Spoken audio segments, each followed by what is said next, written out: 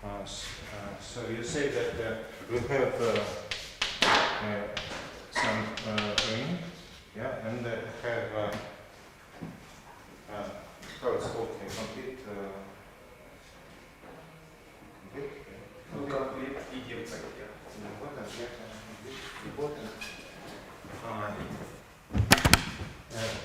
So E is complete important. Нет, только я говорю, что E не в а в матрицах уже.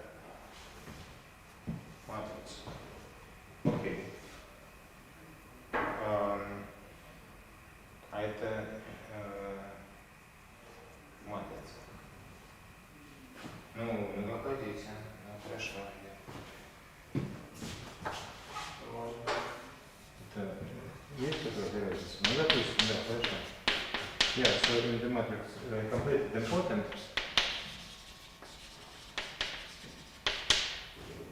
And then you say that they are Morita equivalent, yeah? Ну, в смысле, что любое кольцо Morita equivalence А имеет вид Е, МН, А, Е. Для некоторого Е. So you claim that, so then, yeah, so B, well, A, B rings, and A, B are Morita equivalent, yeah? Equivalent. And then you say, then there exists N and yeah, such that B is isomorphic to E and A, E, yeah? Да. Okay.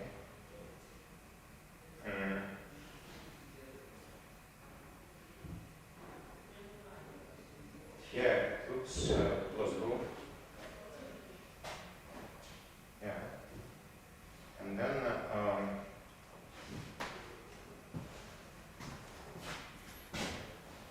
yeah, because yeah, so well, you just have to identify modules, yeah.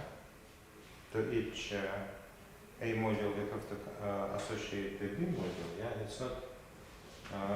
So how could you? Well, so we have vice versa, yeah. So yeah, first of all, if well, first of all, why are they? So first of all, we claim that this is not equivalent to A, yeah. Yeah, the converse is also.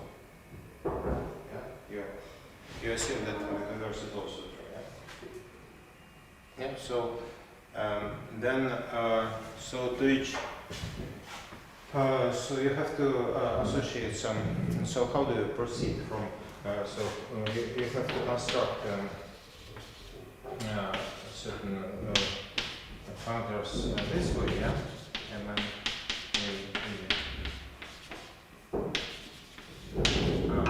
so how do you construct this? Ну, в одну сторону там просто из вот этого свойства, что если B эквивалентно А, то там есть вот этот проективный. You're talking about, so you use this equivalence, yeah? Or maybe in the opposite direction. Yeah. Ну, что вот там есть вот этот проективный. So how it's called P or P, да. P. So your tensor, it's a left A module, yeah. So it's a left A module, which is also. Oh, sorry, it's a right A module, yeah, it's a right A module, but so it's B A module, yeah.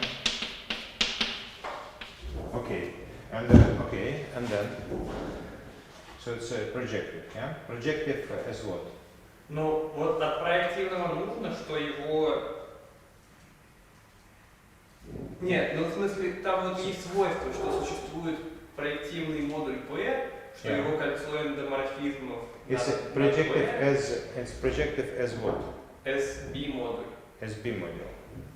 As left B module, yeah? Да, что его НВ Yeah. So P это А. yeah, so endomorphisms of P is A. Yeah. Sorry, P. Yeah, okay.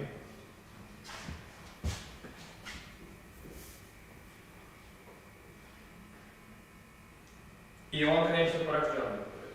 Yeah. Yeah. Ну и тогда вот там есть разложение B в степени N как P плюс Q. Ну так, конечно, решение пересказывать не очень удобно. Я просто хотел спросить, как вот вы верите, что это так? Но в смысле, вот Да-да. если это верно, то задача решается. Сейчас. В принципе, вопрос был, вот что значит, что какое-то там свойство. У меня получилось только вот так переформулировать. Нет, ну я говорю, что свойства это просто вопрос. Вы можете, если свойство переформулируется в терминах управляемости, в категории терминах модулей. То есть вот, ну да, например, ну там какие там были свойства, там какие-нибудь, не знаю, какое-нибудь движение процента, да? Движение процента, это можно сказать, что это центр категории, центр кольца. Да? Там. Ну и, соответственно, то есть, что значит переформулируется в терминах категории? Значит, что для двух колец, если есть эквивалентность категории, то выполняется свойство. То есть, что выполнение свойств для разных колец есть. Yeah. So it's a bit meta question. Yeah. So what does it mean that some property holds for a ring? Well, it means that to each so property is that it's like association to each ring. Well, it's and you can say that the property is either satisfied, a ring either satisfies this property or it does not. Yeah. So and you may ask whether well, and now you have Morita equivalent rings A and B. And this means that there is an equivalence between the category of left modules. And you might ask, so you might ask whether whenever you have such an equivalence, you get the same value of this property. So if you do have always on each pair of equivalent categories, yeah? If you do have the same answer, so the question is whether so we say that P is Morita invariant if we have this equivalence whenever the property holds simultaneously. Yeah? For simultaneously for A and B, whenever they are Morita equivalent. Yeah. So it's so this means that P is Morita invariant. Oh, I don't know, invariant.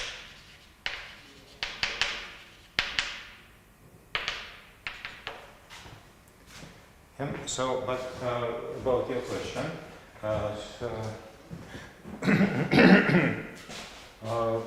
it seems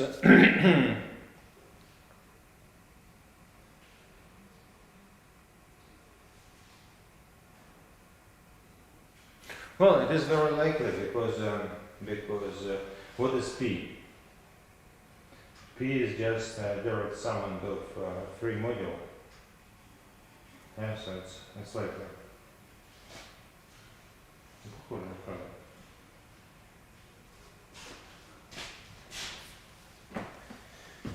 и хорошо. Ну да.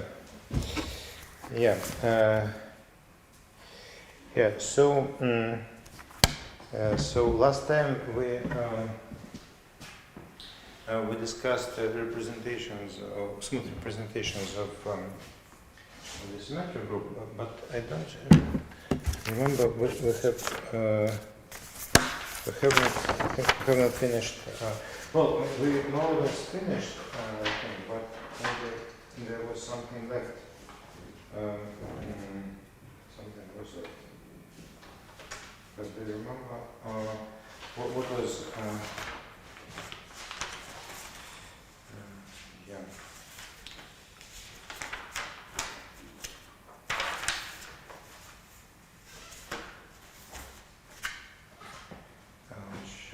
What was not there?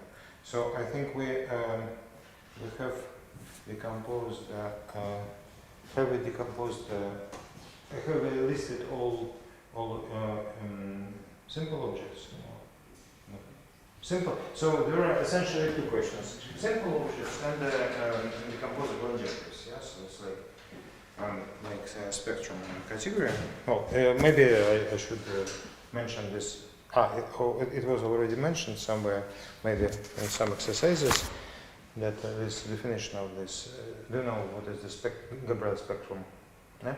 So there is a related notion of spectral category. It's maybe it's closely related, but slightly different. Slightly looks more neat, but some so you see there is a way. Suppose you have a logarithmic category, and then there is a way to make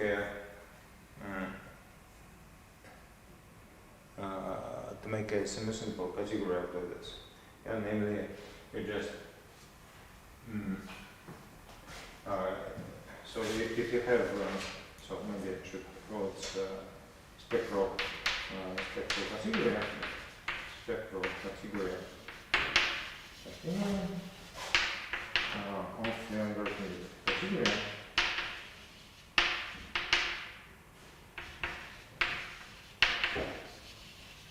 So this is due to Gabriel and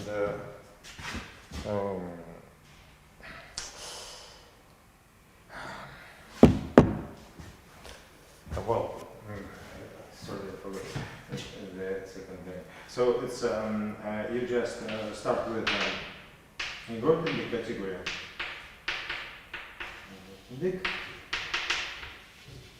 Category.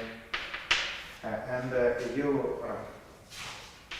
you consider category with the same objects.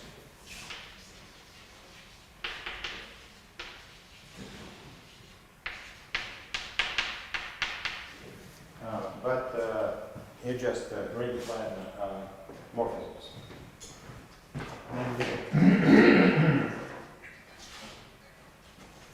So what you do, you just formally invert all essential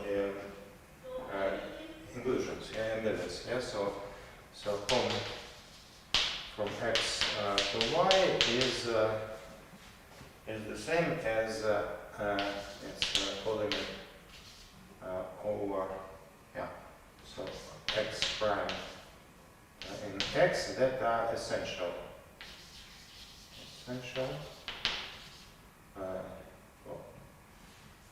Essential monomorphism, yeah?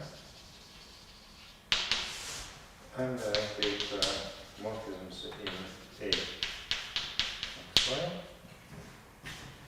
And what is funny between in this? The funny is that what you really get is just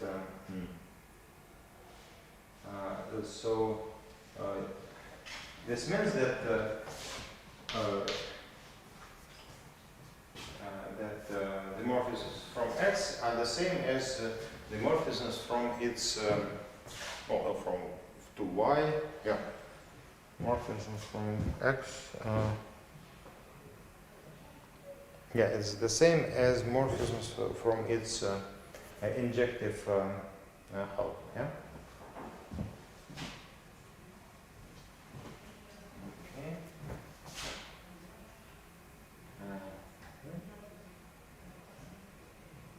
Yeah, and yeah, you see that this means that you identify so the class of X in this category is the same as the X to T of X. This is an injective hull.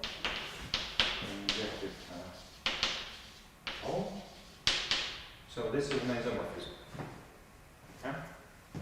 And therefore everything splits. Yeah, because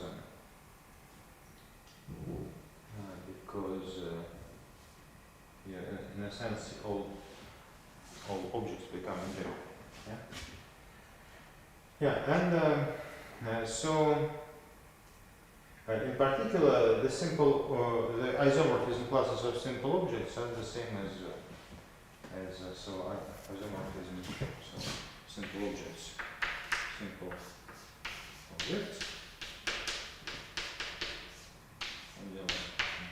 isomorphism are the same as isomorphism classes of so in this spectral category.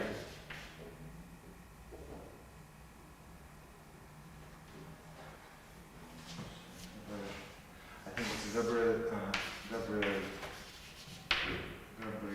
and Oberst.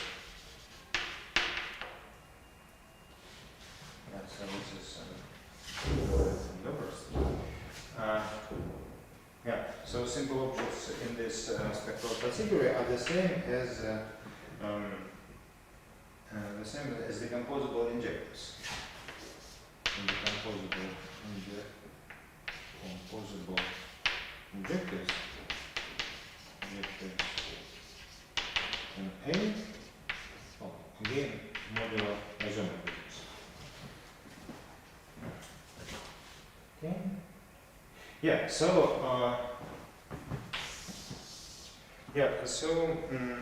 last time we have we dealt with we had this S was some set, some infinite set,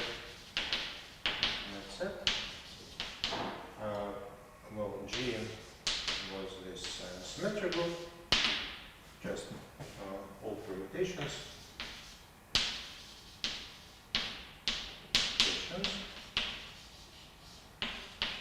This, and we dealt with this category of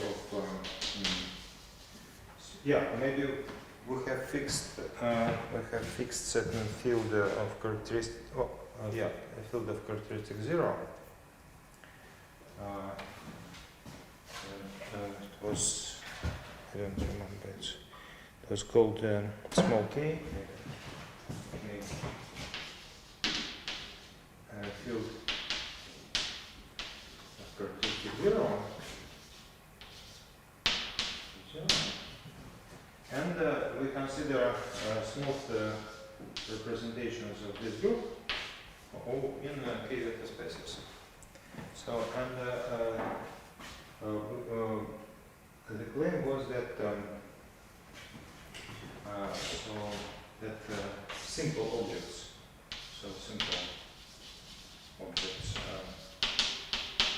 they are enumerated by finite Young diagrams.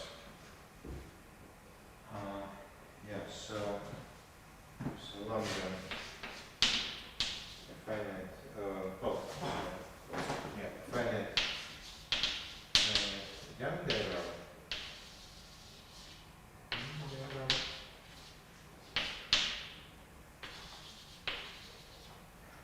And what did we do? So what is lambda? Lambda was a partition. Yes. So what is it? It's a partition of a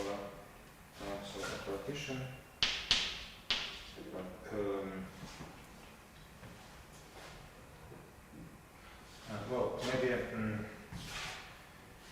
partition of a no, we can say a set, yeah, instead of finite number, instead of a partition of a number, we can say that it's a partition of finite set.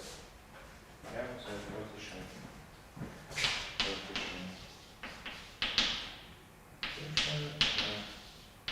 of a finite set, set, say T. And how did we construct this simple objects? Yeah, simple objects and actually also indecomposable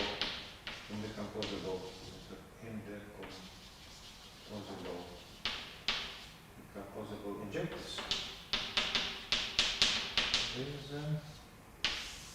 So they. So what is the relation between them? So maybe indecomposable injectors and two simple objects. So to get a simple object from a decomposable injector, to take the circle of this, and in the opposite direction, I take the injective hole.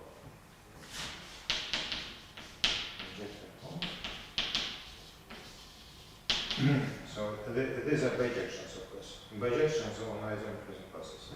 And they are in bijection with Young diagrams.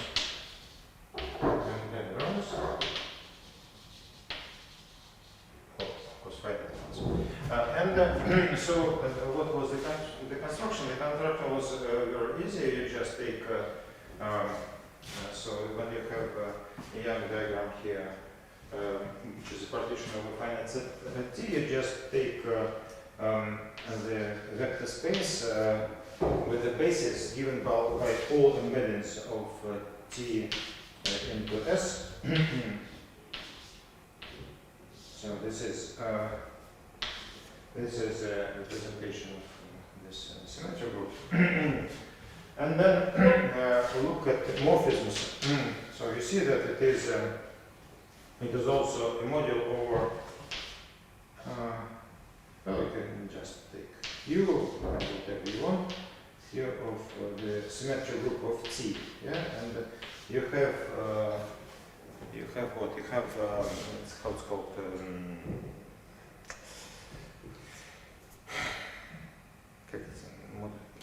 Specht module, yeah?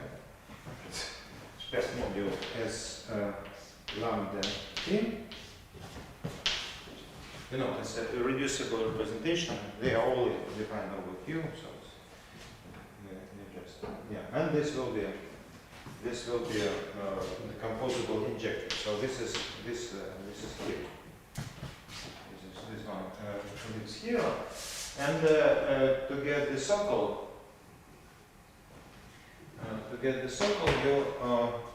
You do the same thing. Well, I mean, this circle can be described explicitly. Namely, you just take the kernel.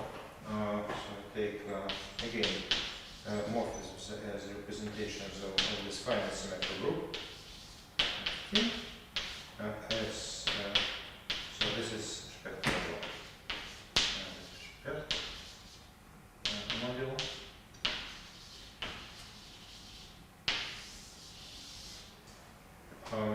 And you take again morphisms from the Specht module to the kernel, to the common kernel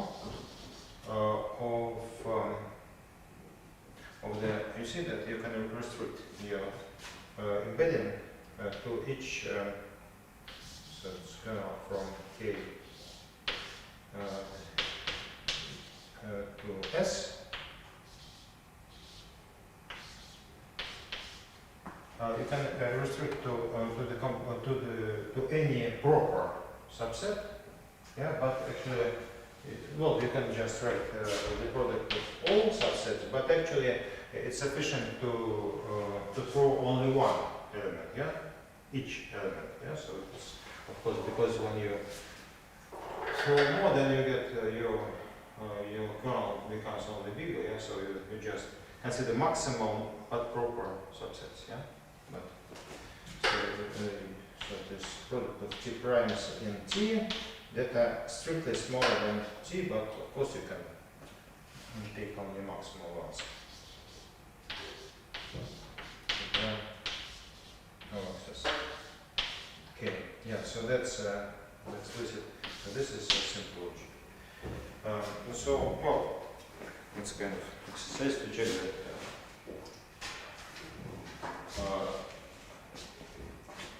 it's an exercise to check that this is the complete list of that they are. So here, last time we have checked that these are indecomposable, yeah?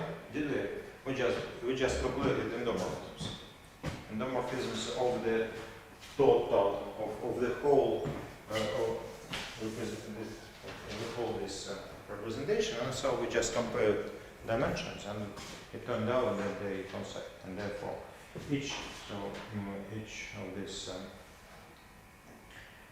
models is indecomposable. So we have checked that it is indecomposable. This injective is a direct summand of some injective. We have checked that this is injective because it was induced. So the most essential point was to check that the trivial representation in perspective 0 is injective. Yeah, so that was the most essential point. And then this was obtained just by as a direct summand of co-induction, and therefore it is injective itself. So it is injective, decomposable, and what was not really checked is that this one is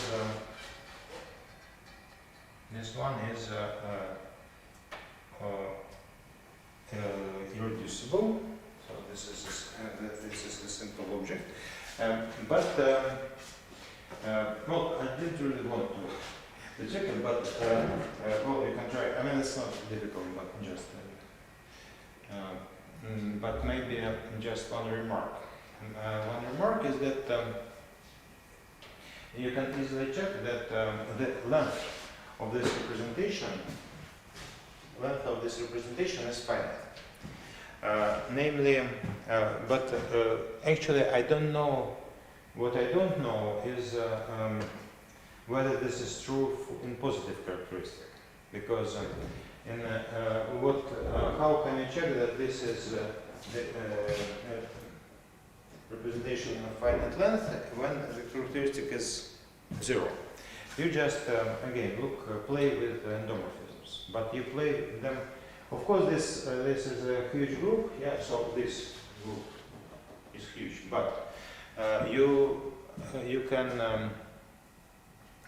consider a dense subgroup, namely those permutations that permute only finite many elements. Yeah. So and then you exhaust this group by finite subgroups, just usual finite symmetric subgroups, and the union of these finite symmetric subgroups is dense. Okay? So and the point is that when you look at endomorphisms of the corresponding representation of finite groups, then of course you can look at their lengths, and you immediately see that the lengths are bounded. Yeah, so they don't as soon as the size of, you see what is going on. You just replace this S by finite subsets S prime. So this is finite subsets. And then you consider this as a module or as a representation of the symmetric group of this S prime. And then you just look at endomorphisms. Yeah? So you can endomorphisms of this K of S prime and K of S prime. And what are these? The only difference, you see that when the only difference is whether T embeds into S prime. As soon as T embeds into S prime, so, well, if it does not, then you just get 0. Yeah? But if it does, then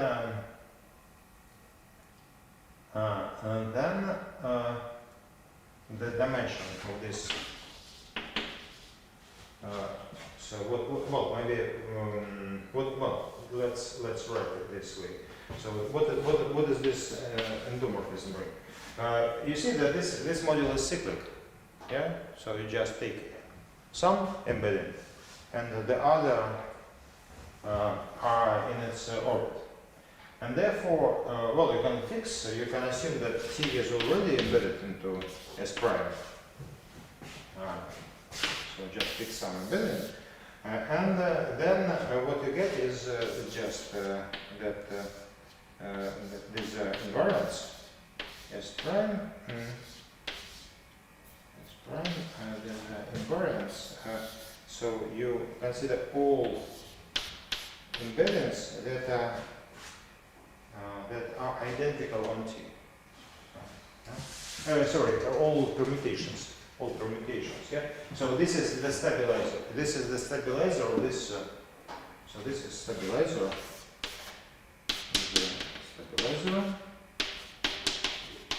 Stabilizer of this embedding.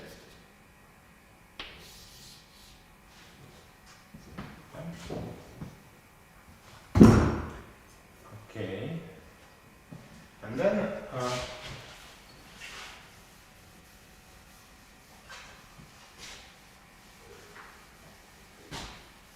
so what is this?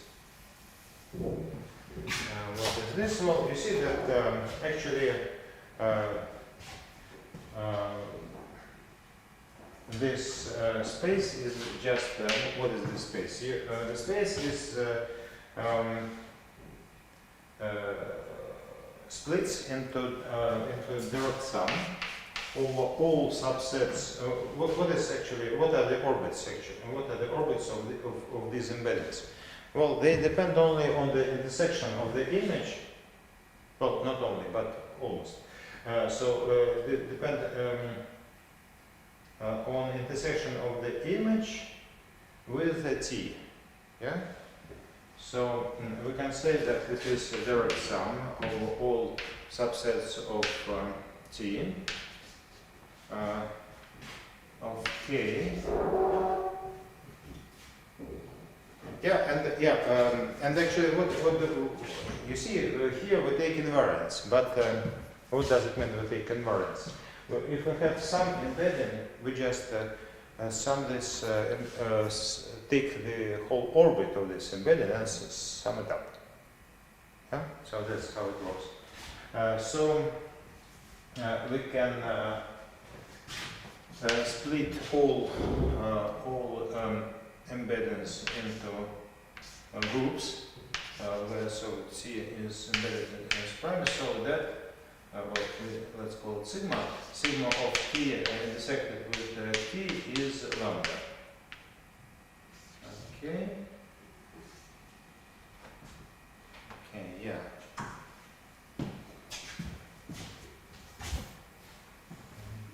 Okay. And this is so these are invariant. These are invariant subspaces of this stabilizer.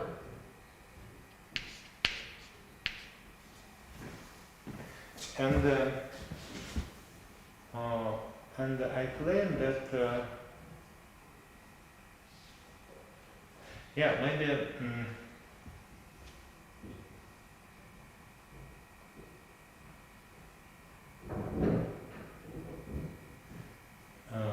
so maybe we should split this further. We can say that this is so in principle. You could want to say that this is already an orbit, yeah, but it is not. It is not an orbit, so we can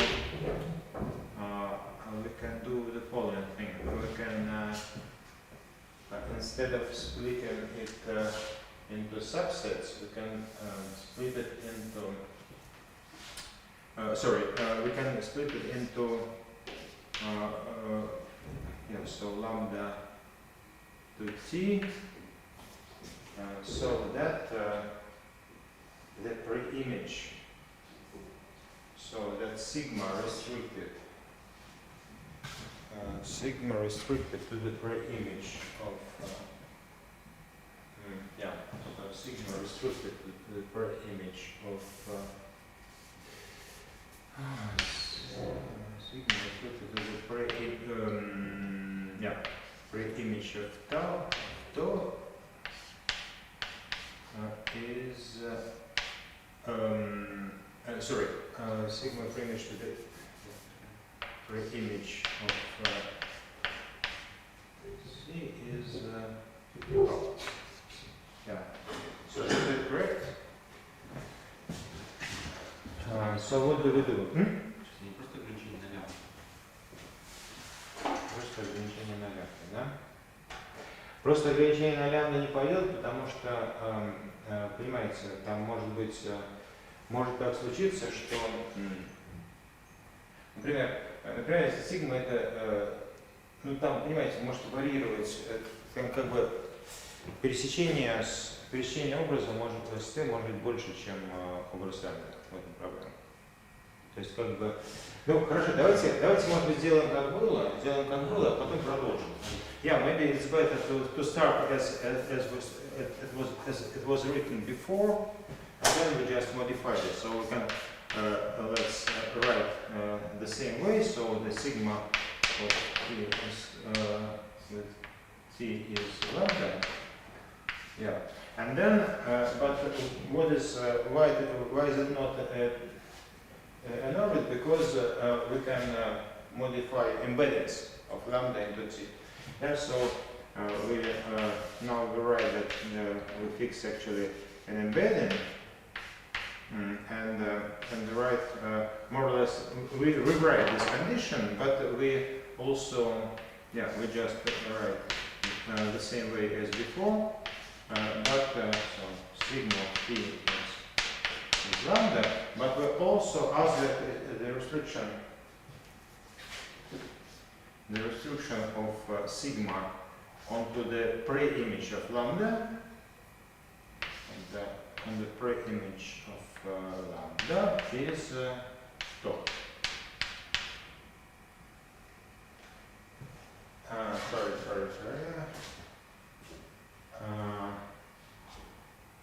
Excuse me. Maybe we should. No. Something wrong here. Yeah. How to correct this?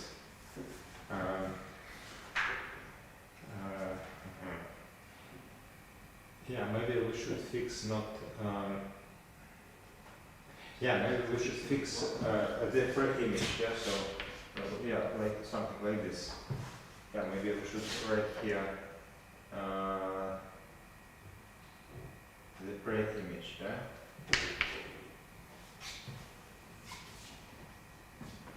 Is it correct?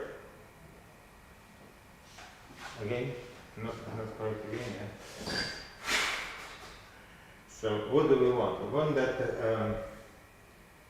the embedding onto the part meeting T is fixed. I think that's what we want. Because the pre-image of T. The pre-image of T is in the source of our embedding, and that's what we really fix.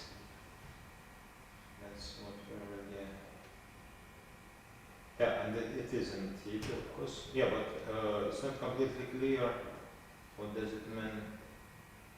Sigma. No. It's yes. We don't. But we don't need to write. We We don't need to write to intersect it with t, yeah, because it's sigma is defined by t, yeah, so we don't want, yeah. But then we just, but then we write sigma restricted to lambda.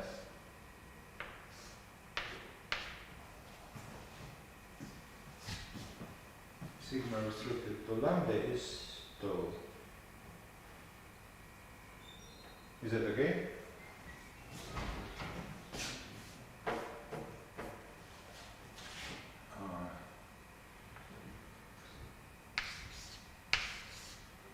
Yeah, and now let's try here, yeah. And now the claim is that this is an orbit. This is an orbit of the stabilizer, and well, of course, yeah, because everything is yeah, and therefore how many? Well, you see that it does not. You see that this is a finite set. This is a finite set, so. So the length doesn't grow. It is constant.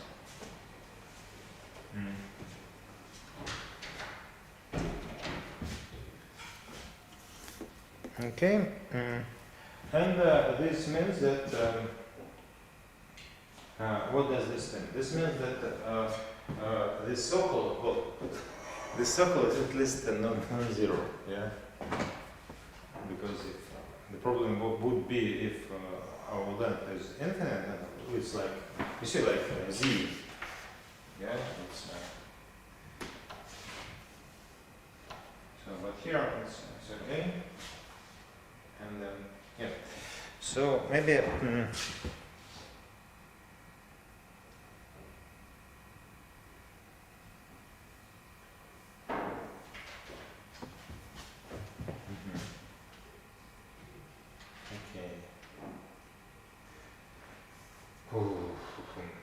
yeah, but well, maybe to be not that pessimistic about positive characteristic case, maybe I would like to mention. Well, actually, last time I have already mentioned a slightly different setting where positive characteristic does not really pose that essential problem. So it's quite different topic. Yeah. So, but maybe.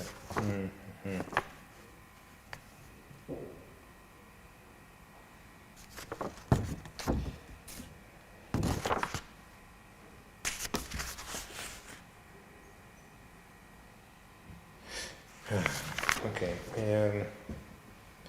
maybe just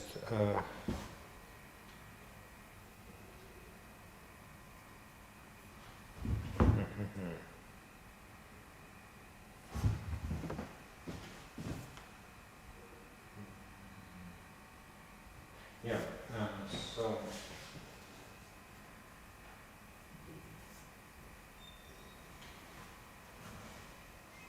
yeah, so what happens if instead of so you see that we have this category of representations, well, just usual representations, but now k will be arbitrary, k will be just a field, just arbitrary field. So here we assume that it is characteristic of 0. Now we don't assume that it is characteristic 0. And let's big K will be just the field of rational functions in variables labeled by this set S. So this is the field of rational function. Rational functions.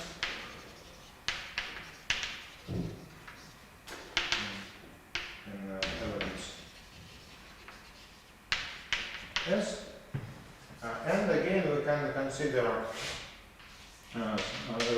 smooth representations over this field, but of course now, oh, sorry, G. Now of course we have an action of the group on the coefficients of these representations. Yeah, and so what is the claim? The claim is that, and of course we consider only representations with open stabilizers. So it's, so the claim is that only if you try to look at finite dimensional representations, then it turns out that they are all, in a sense, they are trivial. So any finite dimensional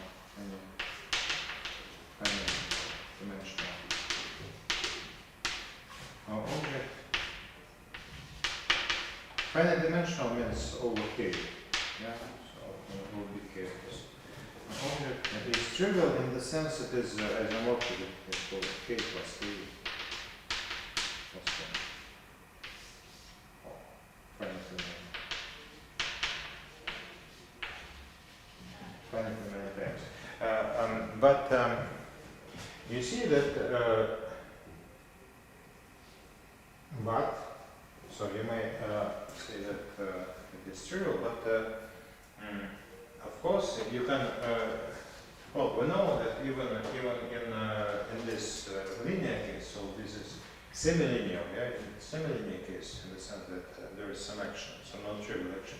And in the case of trivial action, we know that this category is not semi-simple. Yeah. Can you explain why it is not semi-simple? So, can you give an example of some? Well, of course, we have plenty of them, but I mean the simplest one. Yeah. The simplest, not simplest ones.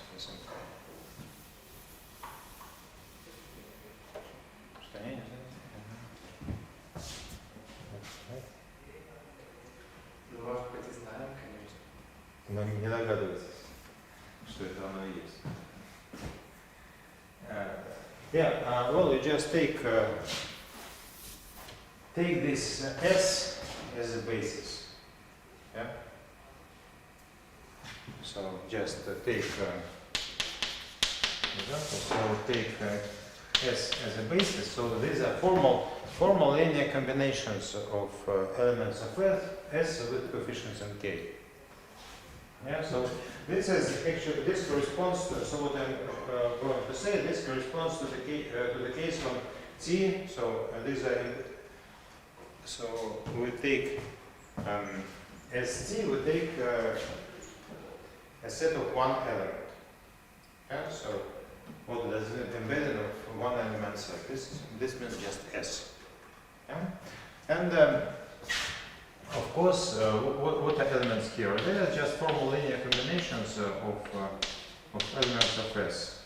And there is a morphism to, well, some kind of degree morphism. Yeah, you just sum up all the coefficients. Okay. This is an element of K. Of course, this is surjective, and well, you have the kernel consisting of those linear combinations that whose coefficients sum up to 0.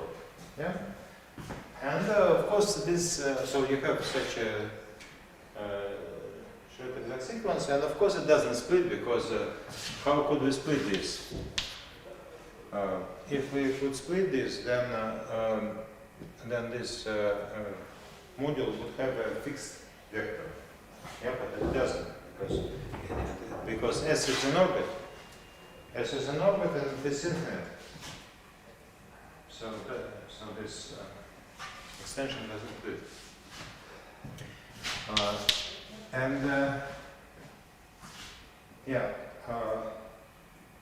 Well, and of course, from the point of view of, in the case of linear representation, it's obvious that that all finite dimensional objects are just trivial. They are representations with trivial action. This is clear because so the claim is that so this is an exercise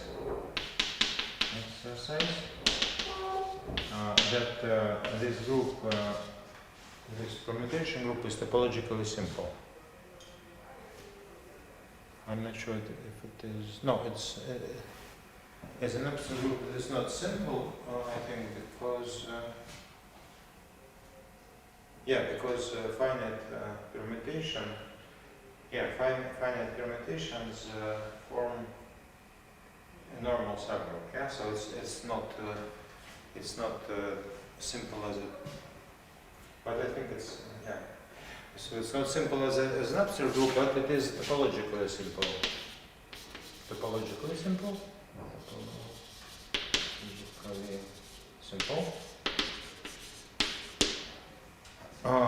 Well, it's rather evident, I think, because by the way, why?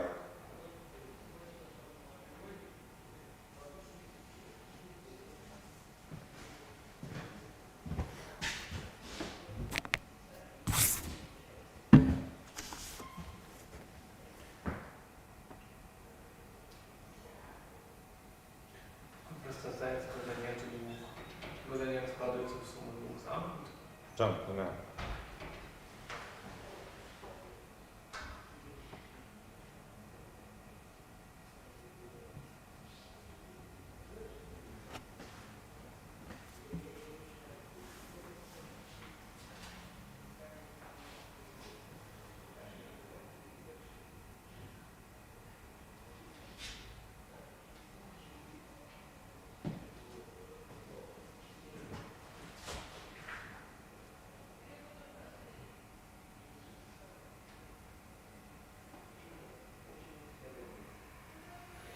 Well, you know that finite symmetric groups are almost simple. Yes, almost means that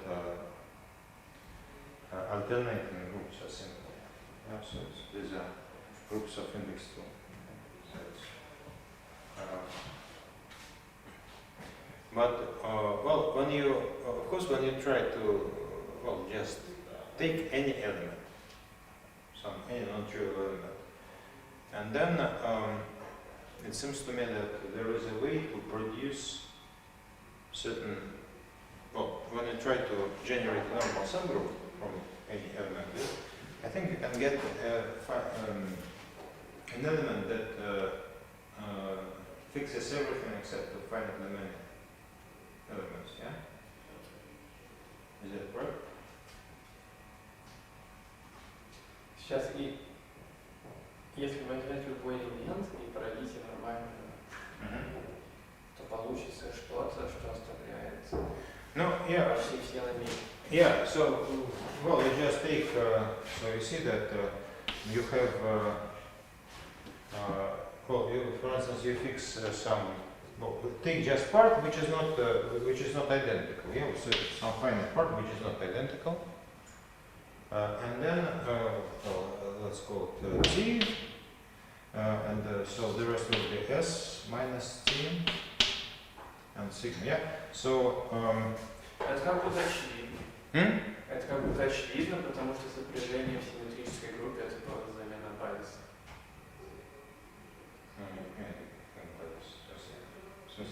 Ну как же, если вот как бы говорят, что S симметрическая группа это GLN на def1. Ну, в смысле замена байта, в смысле перенумеровка элементов.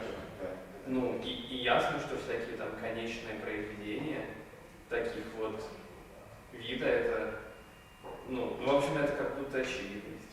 Ну хорошо, можете предъявить конкретно, вот есть сигма, которая тау, нужно предъявить какой-то тау, какую-то перестановку, да, какую-то, чтобы коммутатор, допустим, у нас есть сигма, да, сигма от S минус тау, да, то есть S минус T, например, мы хотим, чтобы тау в ограничении нету было тождественно, да?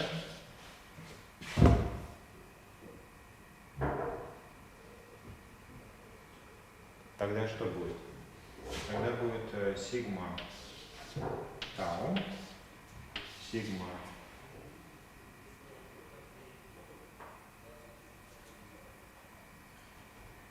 сейчас, значит, она сигма минус 1, правильно? Сигма тау, сигма минус 1. Значит, so ограничение на s минус t is identity. Правильно? Правильно? So if tau restricted to the image of this infinite set is identity, then of course we look at this.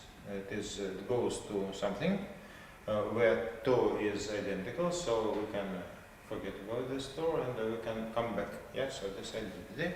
And the only thing we have to do is to ensure that this is not. And that's it. Yeah, that's it. Yeah, we have to ensure that this is not 1. Yeah, this is not identity. But well, of course we can choose tau in such a way that this will not be identity. But this sigma inverse is not identity. Yeah, we can choose such. Yeah. Well, so now we may assume that our element lives in. So we have an arbitrary non-identity element. Yeah, and we try to generate a normal subgroup. We get an element which fixes everything but finite elements. So we can assume that it belongs to some finite symmetry group. Yeah. What do you know about finite symmetry groups?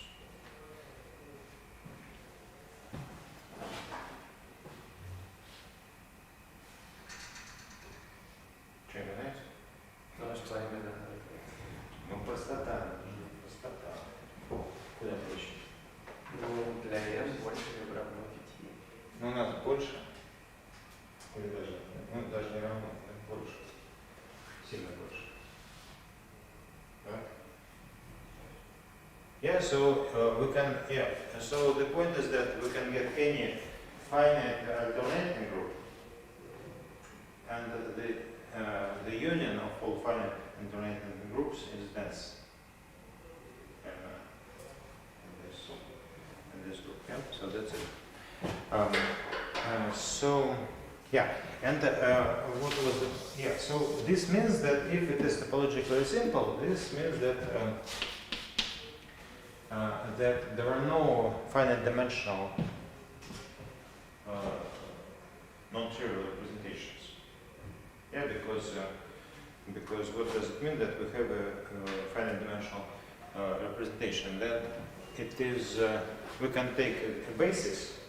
So a basis is fixed by an open subgroup because it is finite. There are finitely many. So each vector is fixed by open subgroup.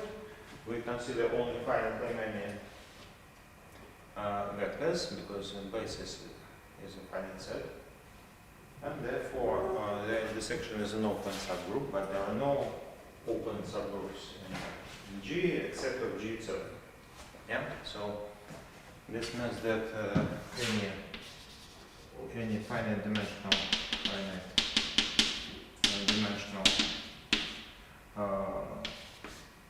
representation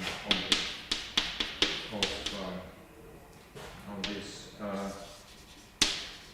is trivial. Yeah.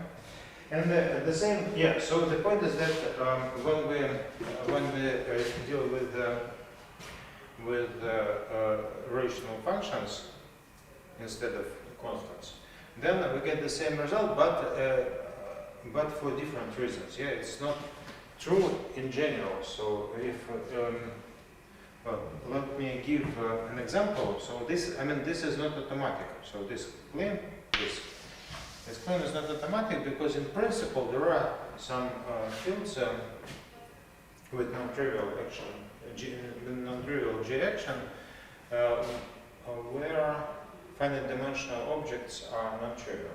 non-trivial in this sense. Yeah. So let me give just some easy example. So you see that instead of well, there are some invariant subfields here. Namely, we can consider so this is an example. So instead of rational functions in all, well, instead of the field of all rational, let me stress that may emphasize, yeah, that here we consider the field of all rational functions, yeah. But instead of them, we can consider only the subfield of homogeneous degree 0 functions. Yeah, so this means that we can consider certain rational functions in these ratios, yeah, the quotients, where U and V are elements of S. Yeah, so this is a subfield of the field of all rational functions. Yeah, so just take homogeneous functions of degree 0, and then maybe it's just one example. Yeah, and then of course you can, let's call this field L. And can you see any non-trivial representation of such a field? Non-trivial, but well, even one-dimensional. Representation.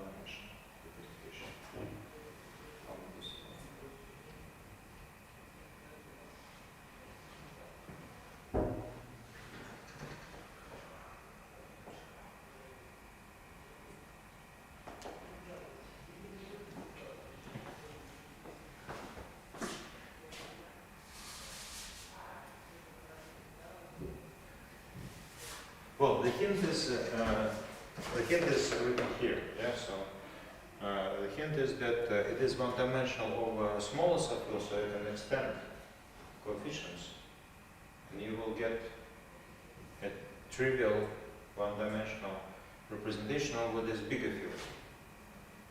Yeah, so the point is that you have to look for sub-representations of this field as representation. So can you see any invariant subspace here?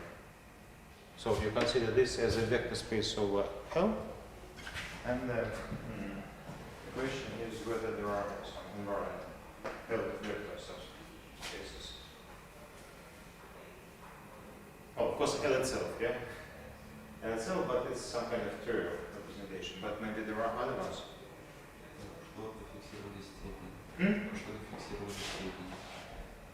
This way. Yeah, that's right. Yeah, so you just take u to the n for any, well, you take any element as s, and so you can take some or any. You see that the different the quotient is in the field, so it's. And n is arbitrary integer, yeah. So is invariant, yeah.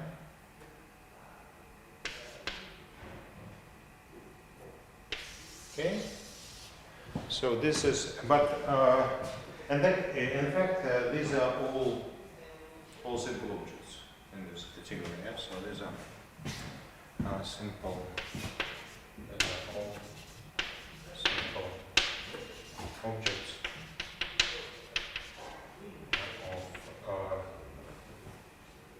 of this category as L and J. Yeah, and so you see that they are again. So there the claim is that any finite dimensional means that. Yeah, finite dimensional. Maybe even finite any object of finite length. Actually, this is also true.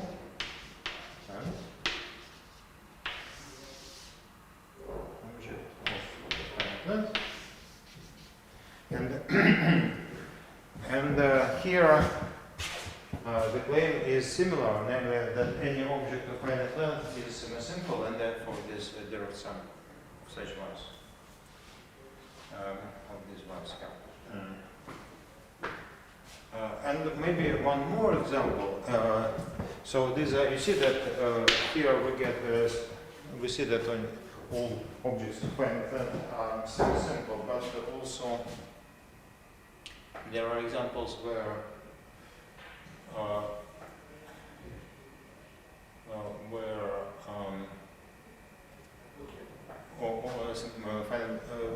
objects of finite length are not semi-simple, and in a sense, it looks like the property of certain algebraic groups. Yeah, so you can think of because what are these? What is this L? This L is actually the the fixed subfield. You see that there is a group acting on this field. It's like algebraic torus. Yeah, just by scaling all, multiplying all these elements by the same constant. Yeah. And actually, this L is just the fixed field of this action.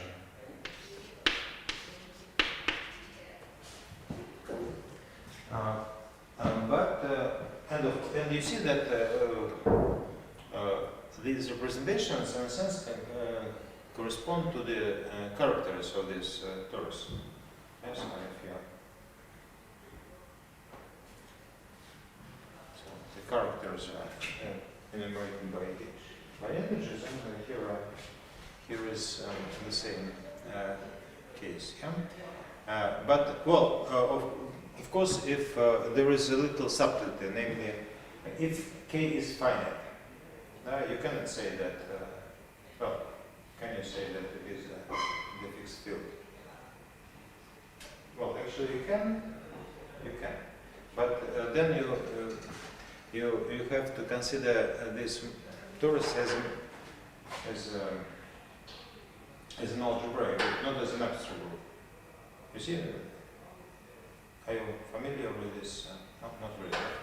Well, maybe skip it for a moment or for a while. Yeah, for a while. But in principle, you can, if you consider this as an algebraic group, then, well, if you want to consider this as just as an abstract group, then you have to ensure that your field is infinite. But if it is not infinite, then it's also okay. It's also okay, but you have to interpret this a little bit. Yeah, and maybe another example.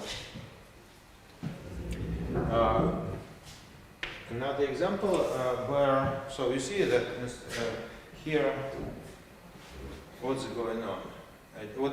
Where this GM comes from? This GM, actually, what is GM? GM actually, you see that well, here is our here is our field, and the question is what are its automorphisms? So automorphisms of this field.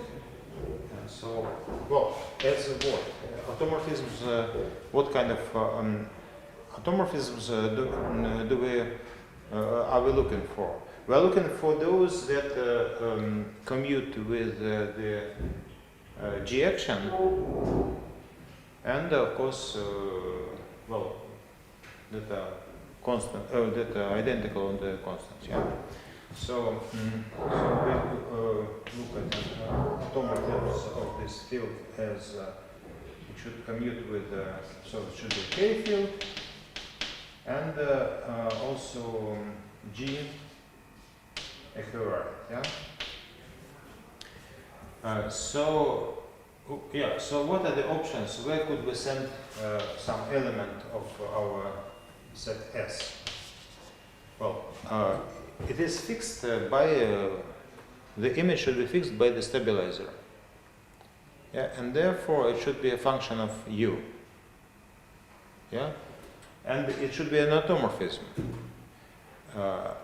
And therefore this function should be of degree 0. Yeah, and therefore it should be just fractional linear. Yeah, so it is AU plus B, CU plus D. Yeah, and therefore this is just PGL2 of K. Yeah, and actually what is this multiplicative group is just a subgroup of this PGL2. Yeah, so. And what do we have in PGL2? In PGL2 we also have the additive group. Yeah?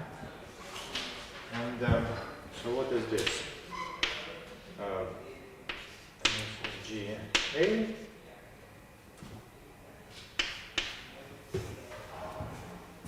Well, you can imagine, yeah? This means that we add some constants to each element of S. Yeah, this means that we generate subfields by differences of this.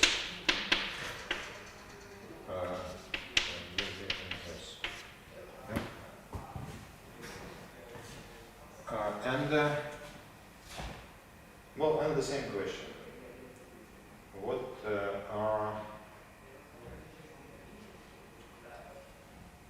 can you give some examples of some representations of such a field? Well, again, if literally this is true if the field is infinite, but you can also, in some algebraic sense, it is also true when it also makes sense when the field is finite. Yeah. So, can you give an example of some non-trivial representation over this field?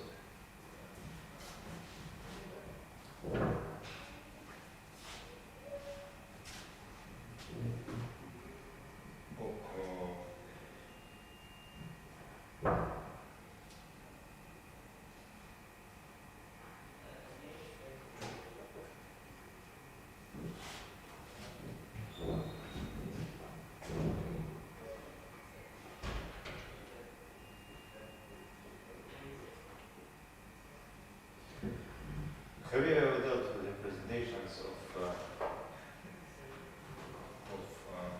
additive group?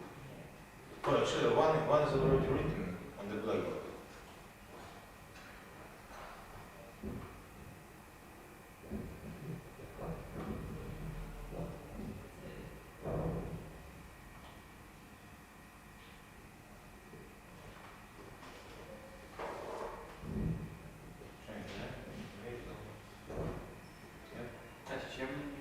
Представление. Ну, с Тором, понятно, Тором там как бы там все разваливается, да, это характерно, собственно, все это. Там, дальше.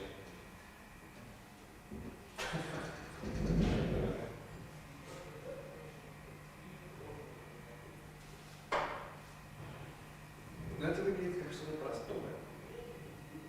Ну, что бы сказали, полупростой. Нет, он совершенно не полупростой. Ну, не в этом смысле. Сказать, что проще некоторые, да?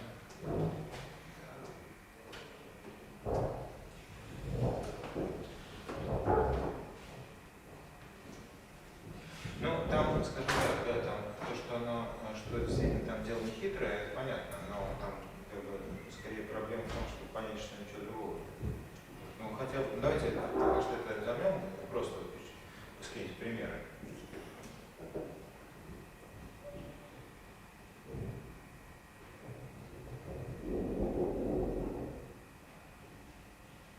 Начнем.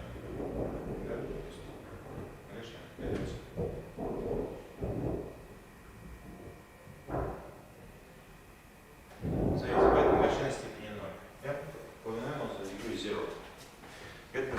yeah, they are called L.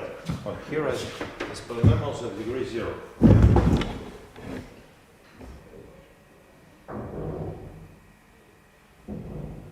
So it's again, once again, we know that that after extending coefficients, everything becomes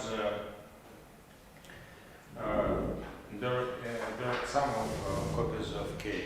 Yeah. So we can look for invariant subspaces in K. If you see that what is K? K is the field of rational functions over L in sum. So take any element of S. Then K becomes just the field of rational functions in one variable. In this, well, take any, there is no difference, yeah. Take any U, and then we get rational functions in U. Well, if some rational function has a denominator, then it will not be it will generate an infinite dimensional space, yeah, because when you add something to U, then this denominator changes, and you get an infinite dimensional space. So the only option is to take a polynomial without denominator.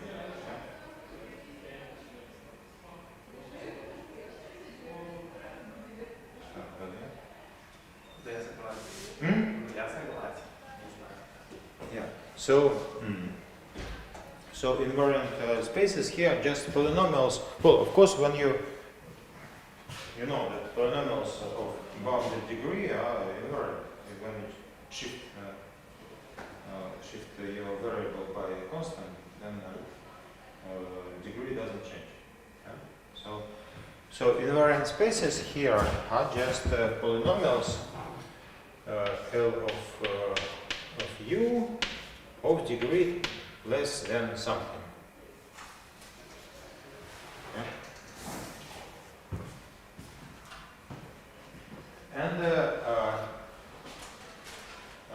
And the claim is, yeah, by the way, I forgot to say that these objects are not just simple, they are also injective.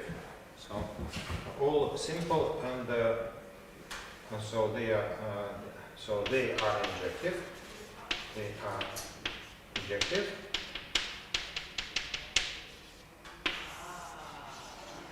Well, and moreover, maybe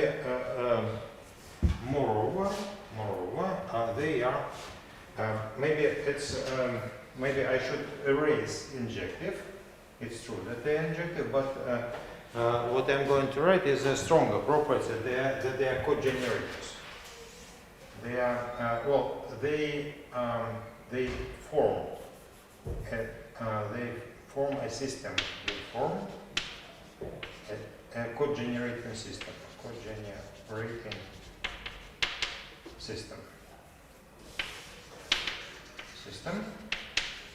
So, and now an exercise. Now an exercise, I'm sorry, it's coming back to the previous example.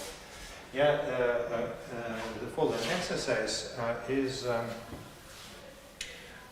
why do I say that this is a stronger property than being just injective? So, for instance, let's consider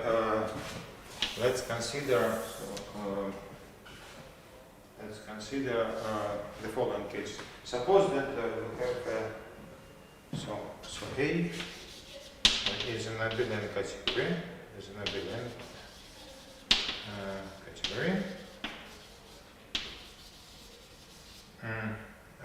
X is a cogenerator.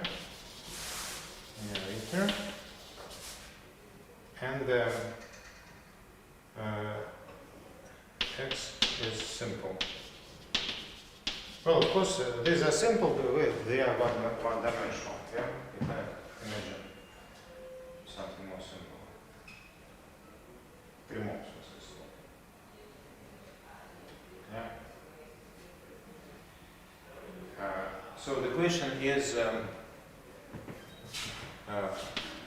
so why is it injected?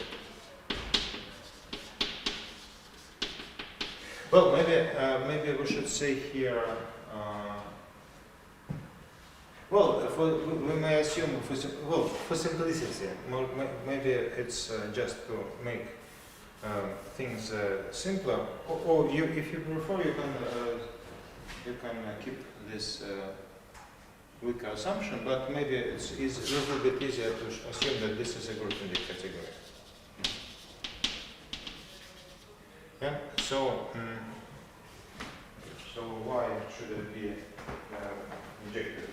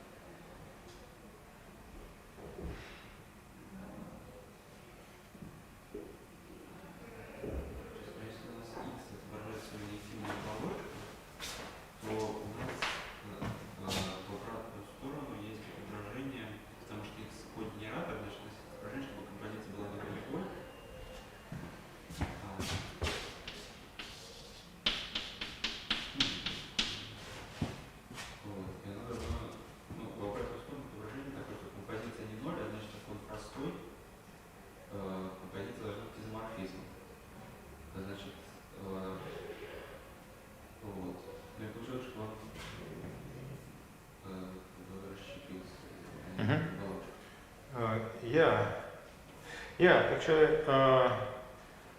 Actually, I think it's maybe system co-generating system. System. Yeah. So So actually, what you're saying is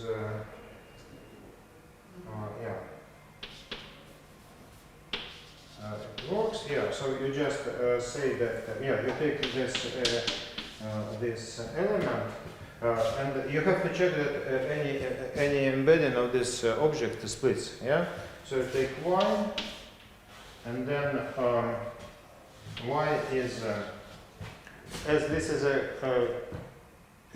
is a system of co-generators, then it is just product of xi's of j's, j's, and then we can choose a projection yeah, such that the composition is non-zero. Yeah.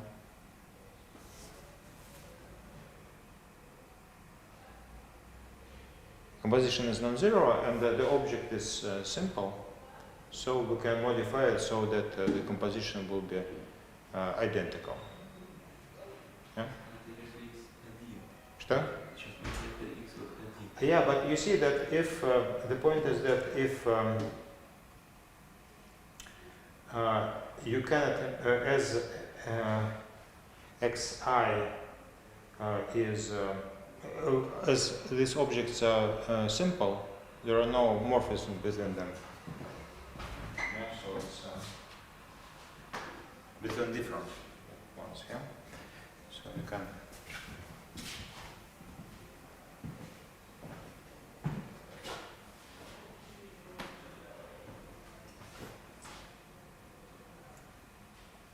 Okay, yeah, so the point is that they form a system of generators, yeah, and here, so here we get what is in the second example. Yeah, in the second example we have many representations, but you see that the only simple one is trivial one, yeah? Because when we look at polynomials, then the only simple object is one-dimensional. Yeah, because polynomials are filtered, and the quotients are trivial one-dimensional. Yeah, but the claim is that the polynomials is a cogenerator. Yeah, so this is a cogenerator.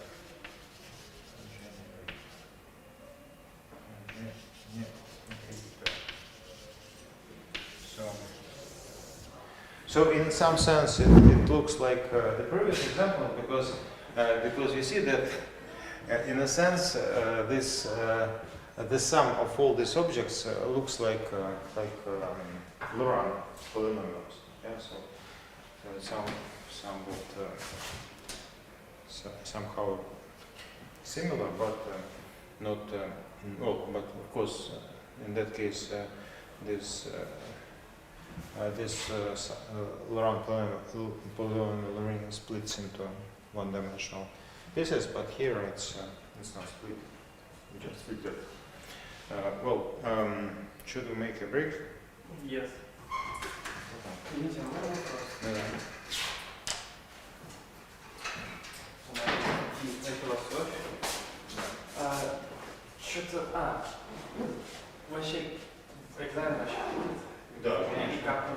Как он будет? Это просто мне что-то какой-то завал, сразу я надеюсь его обозримым несколько дней составить и повесить. Надеюсь. И сколько там будет длиться? Длиться он будет, до тех пор, пока нужно будет верность создавать. Я не знаю, когда верность создают. Да, я точно знаю, что до Нового года. До Нового года. Значит, до Нового в смысле? Сессия официально до 30 декабря. Значит, до 30. А может даже до 31. Может даже до 31. Но вообще, 31 лучше не надо. Ну это понятно. Вот, но до 30, я думаю, нормально. Вот. А что там будет? Что там будет? Я не помню. Сейчас, что там будет действительно. Или это еще неизвестно? Это еще неизвестно.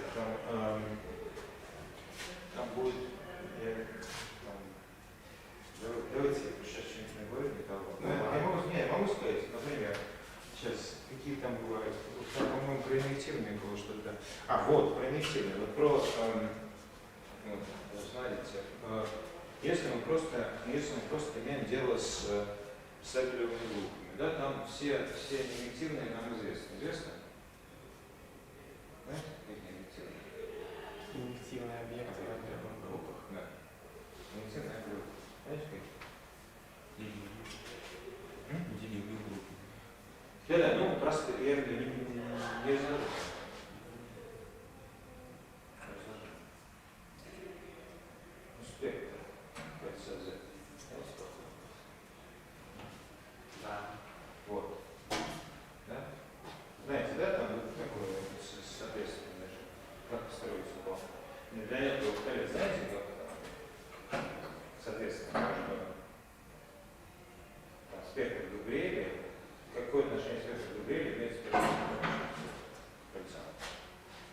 там надо... Что-то есть какая-то задача, листочки, я ее не решил. Ну там, ну да. Что можно сделать? Ну, знаете, у вас есть простой идеал, да? Вам нужен модуль соорудить. Как соорудить модуль? Взять фактор. Нам нужно фактор взять, это уже будет модуль, безусловно. Но нам нужен инициированный модуль. Взять инициированную оболочку, да, совершенно верно. Ну, понятно, надо проверить, что это бьется.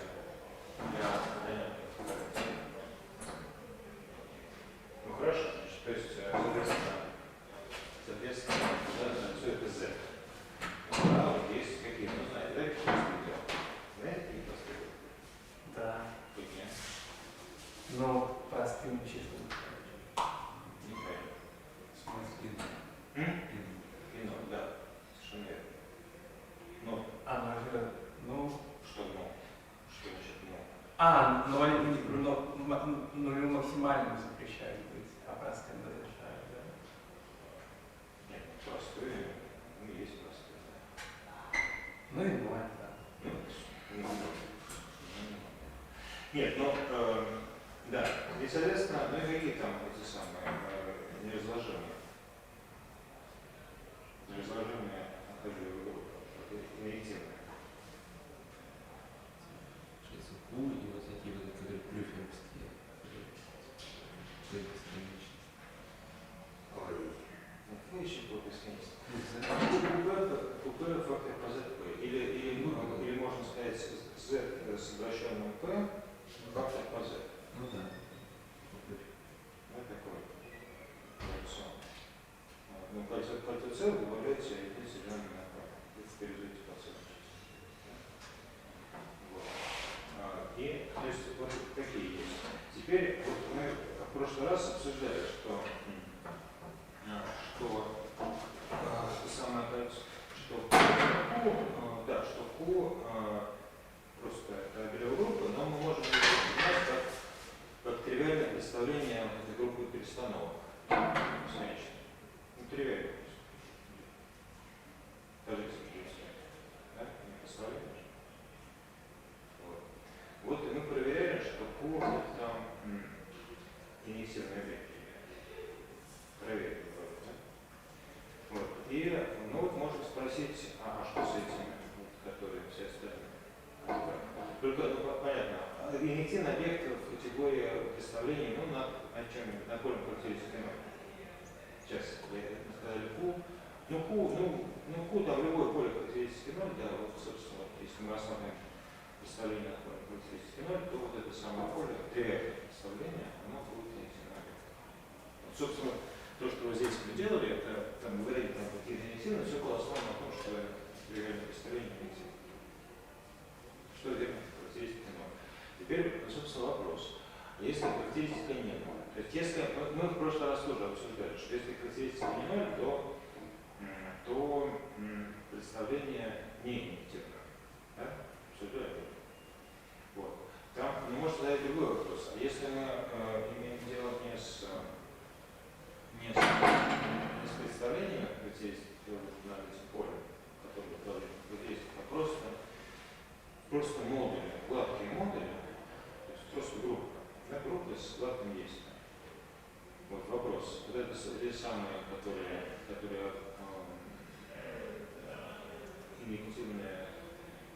инициированные группы, они будут инициированы как представление, как модуль или не будут?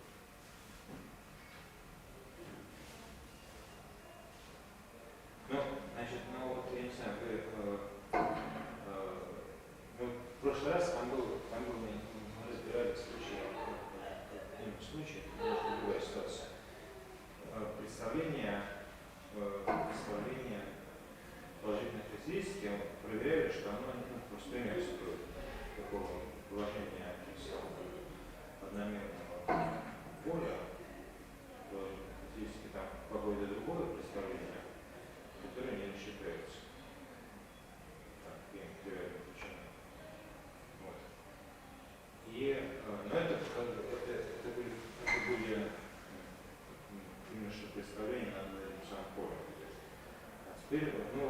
похожие, но немножко другое все-таки. Это никакого поля нет, просто модуль. А тут наоборот, да, интересуемся мы, ну понятно, что интересуемся мы не опять-таки не полем, а вот какими-то такими. Купазе, фактор купазе. Да? Инактивно это вот эффект или нет? Где? Ну как тривиальное, смотрите, это тривиальное представление симметрической группы, да? Ну, любой группы, в частности вот это, симметрическое. Да? Мы рассматриваем гладкие модули. То есть после модуля с открытыми стабилизаторами.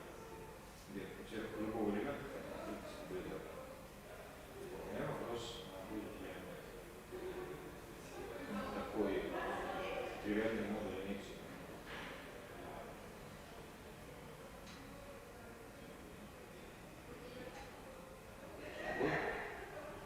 Нет, ну там, то есть нужно... Тут два варианта. Либо он инъективный, тогда нужно доказывать, либо не инъективный, тогда нужно объяснить, почему это, как правило, привести какой-нибудь пример, типа, ну, который просто понять сложится, что не считается.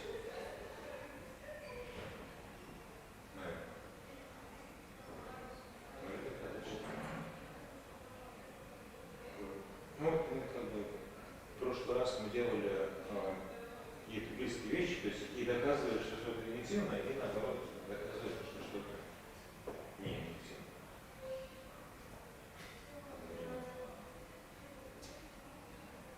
Тут надо выбрать что-то одно.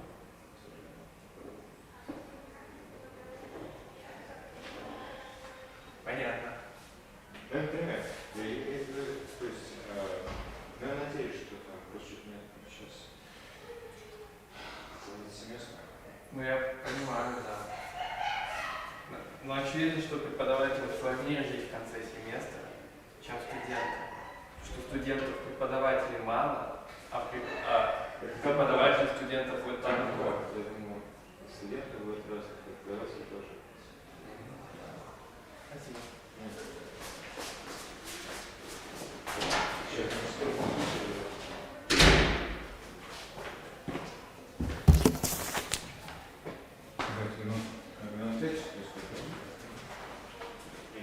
если он может больше. Нет?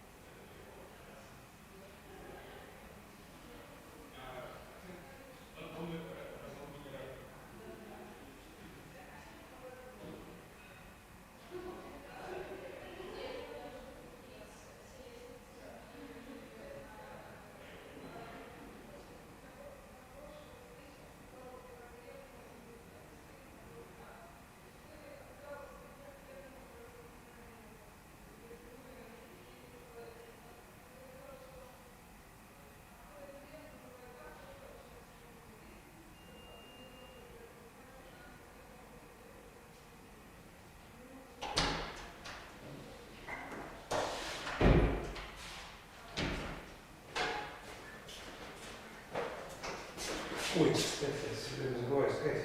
У вас там статья, и, может, вы уже до сих пор исправили, там 2 раза написано «вей» и 2 раза «вай», по-моему.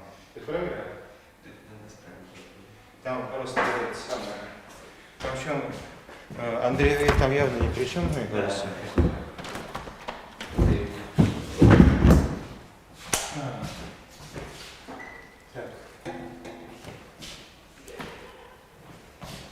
Так, значит, надо что-то стереть.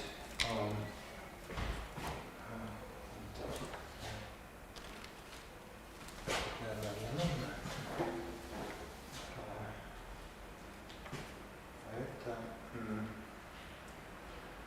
Это возможно тоже.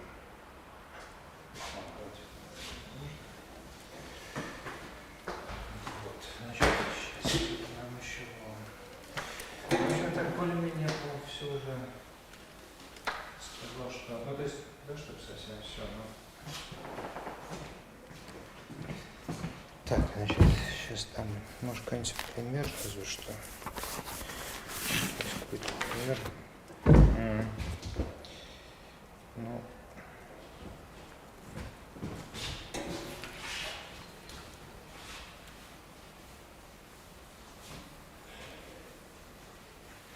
Yeah, so you see that what is funny about this semilinear representation. You know that when you deal with the usual representations, there are plenty of them. In the sense that, well, for instance, when you deal with, well, even for a finite group, you have just, for a finite group over, say, a field of coordinates is 0, you have certain collection, yeah. So any representation is some of the reducible ones, but you have several representations, and it's not very. Sometimes it's not very easy to describe all of them, yeah. But when you deal with semilinear representations, you even, well, for instance, when you think of Galois groups, so if G is a Galois group of certain extension, say big K over small k, then, say if it is finite, yeah, so suppose that this is finite, then a similar representation over bk, well, they are just, as you remember, this is just the matrix algebra, yeah, so it's these are endomorphisms of bk as a vector space over small k. Yeah, and therefore the representation here is trivial. Yeah? And so you might think that it is sometimes representation theory of semilinear representations may be somewhat easier to understand, in some sense, because, for instance, here, in the case of when our group is the symmetric group of some infinite set S, and big K is field of rational functions, then, of course, you have plenty of representations enumerated by Young diagrams, but plenty irreducible representations. But there is only one irreducible semilinear representation. So you see that K is the only simple object. Yeah, in particular small semilinear representations. Well, you may say that, of course, it is the only simple object, but you can also look at injectives, yeah? So irreducible injectives. So let me state the certain assertion. So actually, the claim is that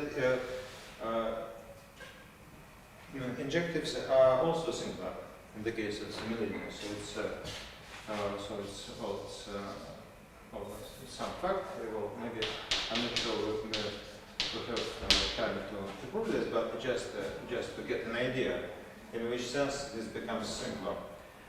So injective. Let's say Gabriel spectrum, or in the composable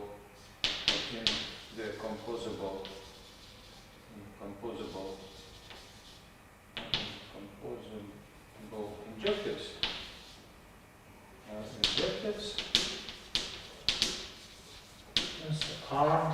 Are the following of these categories.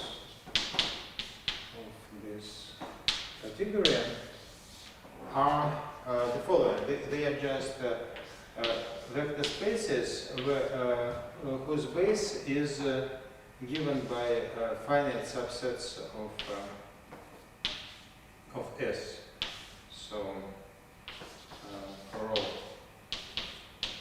n equals some positive, and here this means n element subset, n element subsets of S. Yeah? So just consider formal linear combinations of all subsets of order n. Yeah? You see that it's in a sense it's simpler than representation, usual linear representation theory of the symmetry group. And moreover, what is more important? The more important thing is that it is independent of the characteristic. So here we don't care. So this characteristic can be positive, and this poses no problem.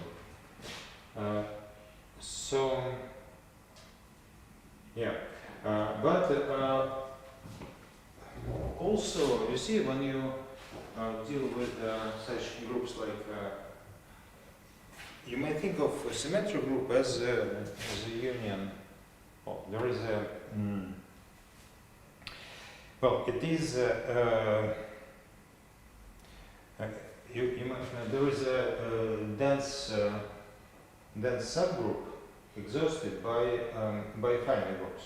Yeah, and for finite groups, we know that it is just matrix algebra. So what does this mean? This means that in a sense, well, not in a sense, but it's literally true, that our objects are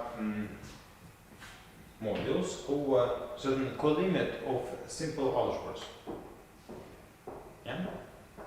And moreover, the only subtlety here is that is that correct, by the way? Yes, it is. Yes, it is. Namely, you see that we can here, instead of, of course, all objects here, all objects there are modules, so they are, there is an inclusion. Yeah, so there is an inclusion of, this is a full subcategory in the category of just modules. Yeah. Yeah. So and this you can. What you can do? You can. So you can consider G. It's not literally the same, but you can look at say finite subsets in S. And just look at symmetric groups of these finite subsets and consider them as permutations of the whole big S, but identical outside of S prime. Yeah. And this is well, of course, this is a matrix algebra, but the problem is that, of course, that the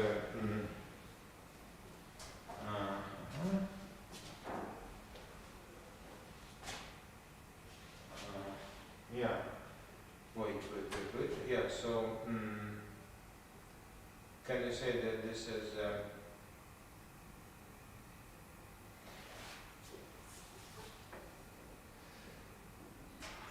Well, yeah, maybe it's okay. It's okay. Yes, it's okay. So it's endomorphisms of KS prime, but unfortunately, so this here you have to be a little bit careful. S prime, yeah. So of course you can identify with matrix algebra, and so. But the little subtlety is that they are the center of this matrix algebras vary. Yeah, so they're not the same. Yeah. So in principle, you may ask something about some co-limits of simple algebras. How does it look like? But well, it's not that evident, yes? Though each individual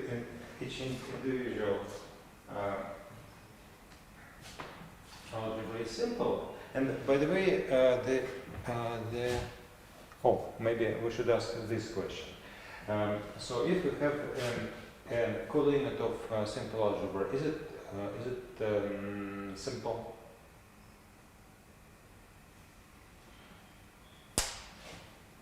Well, of course, here we have Artinian algebra, but well, it's more or less clear that the co-limit is not Artinian. Yeah, but is it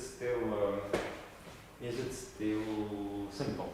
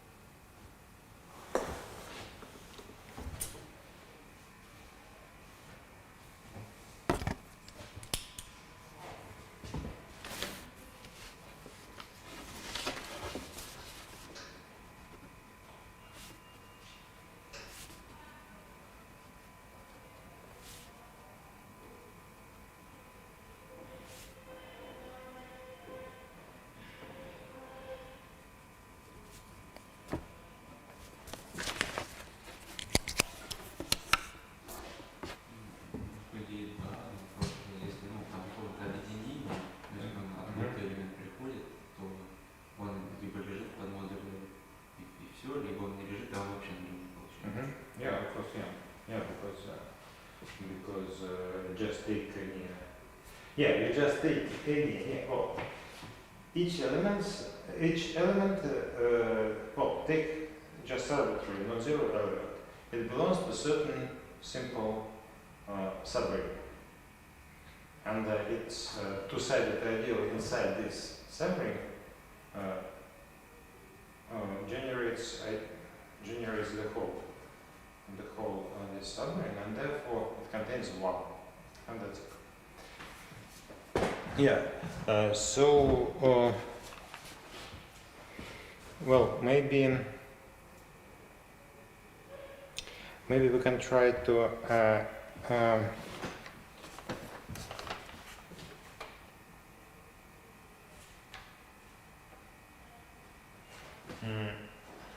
okay. But maybe we can try to look at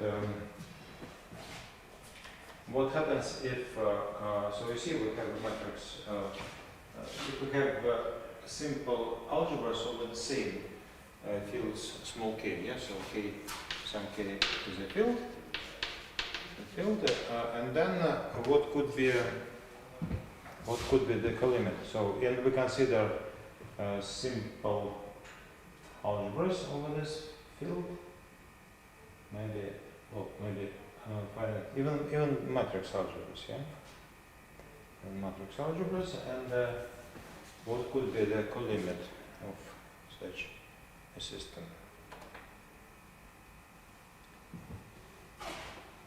So essentially, the question is, where could you embed? So we have two matrix algebras, M of K and M of K. Yeah. So the question is whether you can map one matrix ring to another matrix ring.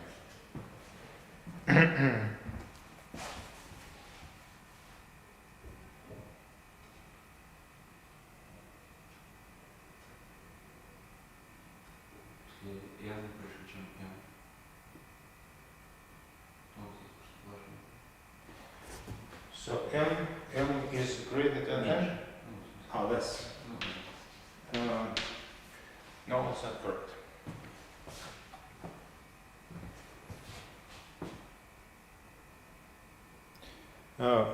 Just try embed 2 by 2 matrices to 3 by 3 matrices.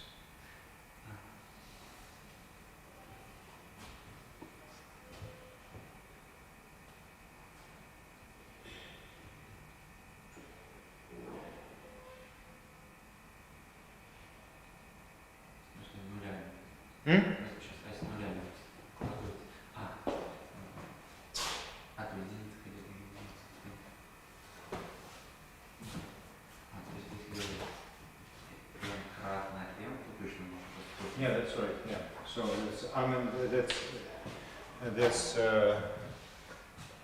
that's necessary and sufficient. And because well, you see, this any morphism is an embedding, yeah, because it's simple, and therefore you can consider the bigger one as a module over the smaller one. So it should be divisible, of course. Okay. Now, so you see that essentially, what are the options for forming such a system? Well, of course, you can try something like,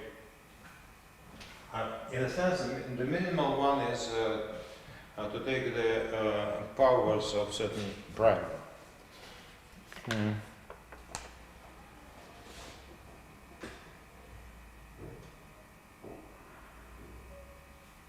Okay. Yeah. So.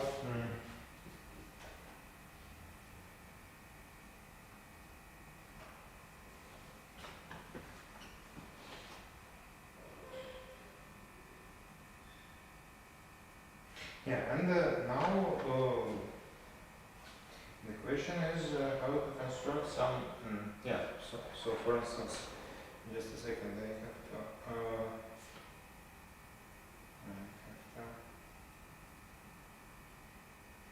Yeah, so fix a prime, some prime, and consider, so let's A be of the union of matrices of such size. And the question is how to can we construct some examples of simple modules or whatever. Maybe.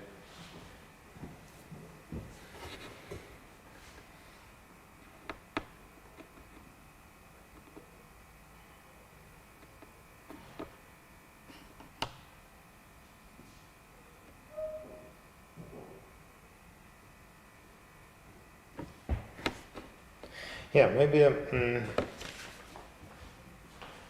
So what is essentially what is going on? Maybe we should a little bit explain certain details here. Yeah, actually, I'm sorry, there is one thing we haven't discussed properly, namely, we haven't discussed this, and maybe it's not good because we, yeah, so maybe we should discuss in more detail just matrix rings. Yeah. So what, namely, what left ideals? What are left ideals? Well, left or right? Left ideals. And then in the matrix ring. Okay. What are they? How could you describe them?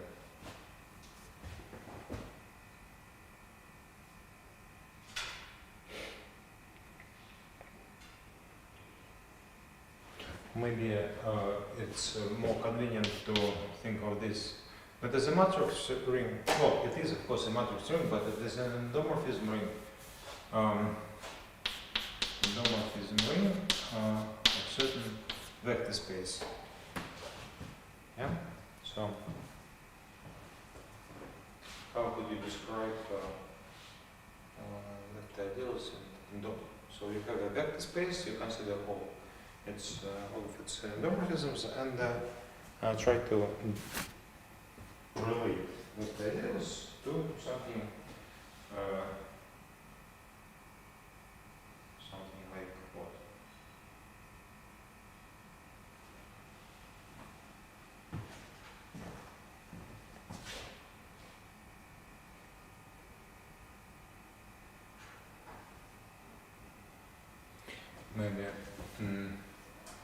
Maybe we can put here m just to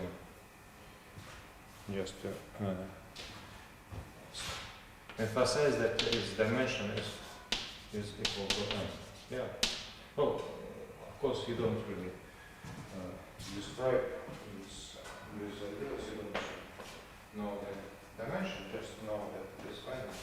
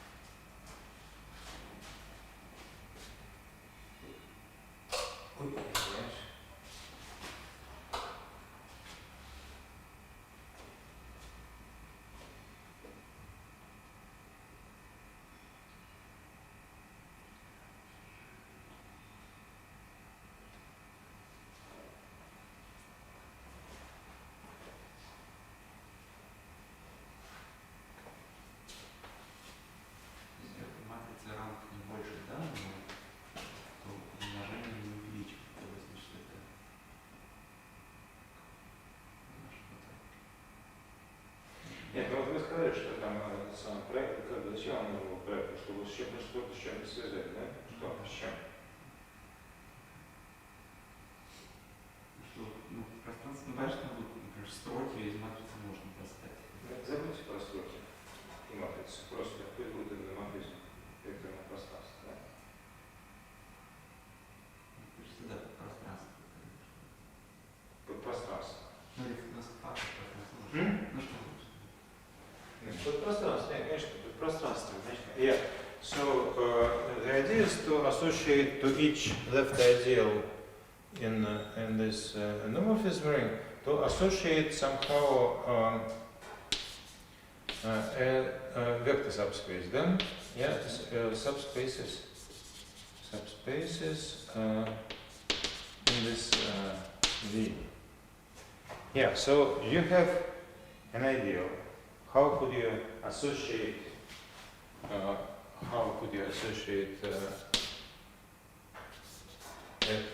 subspace to an ideal? Left ideal is important. Yeah, left ideal. Подействуем справа на V. В смысле,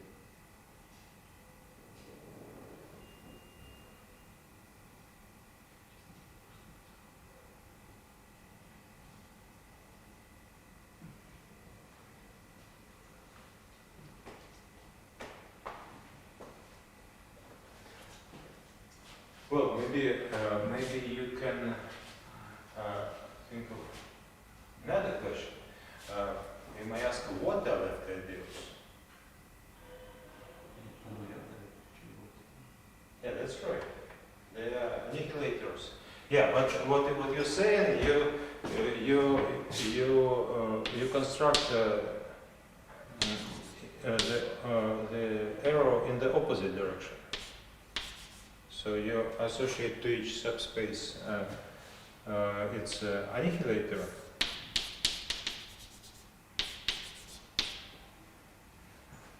So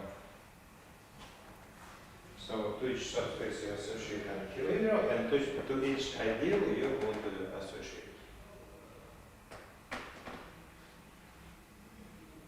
то, что он заявляет, предъявляет. Yeah, exactly. Yeah, exactly. So it's the common kernel of so it's the common kernel of all elements of this ideal. So alpha. Yeah. And well, it's an exercise to check that this is a bijection. Yeah. So. And by the way, are these ideals? Yeah, they are. This ideal, I think these ideals are principal. Yeah? So they are generated by single elements. Because you just you say that it is. It is zero on the. You take element which is zero on the common kernel and say something invertible in the complementary subspace.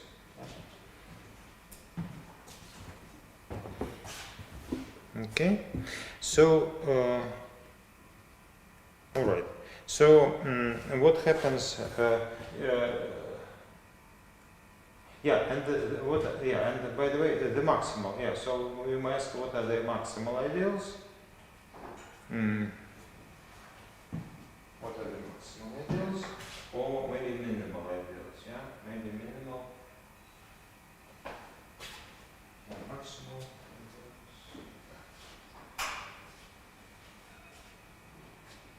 Yeah, maximal inputs. Sorry, excuse me. Maximal minimal ideals. Well, actually, it's already written here. Yes, because it's written here that they are subspaces. They correspond to subspaces, and so the inclusions are inverted. Yeah, so the maximal ideals correspond to minimal. Minimal means one-dimensional. Yeah, so this is just projectivization of V. So maximal. So maximal ideals, they correspond to projectivization of the and the minimal correspond to the projectivization of the group. Yeah, so corresponds to surfaces. And And actually, there is one topic which we didn't touch. Yes, that we didn't touch. Namely, it's called severe Brouwer varieties, and these you see that here we discuss only split simple finite dimensional algebras, but we can instead of split algebras, we can consider just arbitrary ones, like for instance some division algebras, yeah. But then, of course, you might say that there is no much sense in considering left ideals in division algebras, yeah. You can, but the point is that if you consider this more like one is supposed to do in algebraic geometry, you consider them as functors, yeah. So you consider not literally left ideals in this ring, but you extend it, yeah. You extend to arbitrary algebras over K, and then you get the functor from K and K algebras to to sets, and this functor is presented by a certain variety which is called severe Brouwer variety. But in this concrete case, this severe Brouwer variety is just the projective space. But in general, this will be some variety that becomes projective space after extending coefficients to certain, to the split infinity, actually. Yeah. So that's what we did before. So yeah, but maybe we should not. We don't really have time to discuss this. So just to mention such an option. Okay, yeah. So let's stay with this split case, and the question is what happens when we pass. So when we pass to the colimit. So what could be this? So, for instance, can you construct at least one irreducible, one simple module?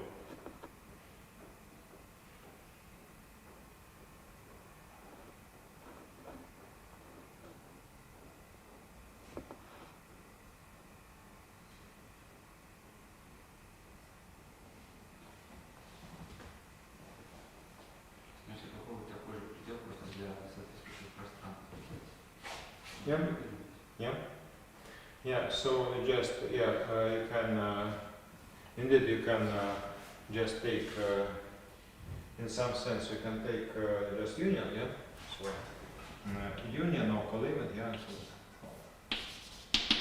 colimit yeah, and of course let's call it.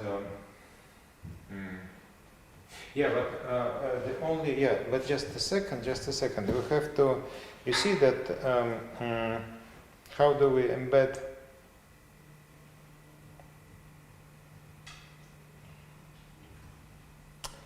Yeah, maybe we should. We should explain what does this mean.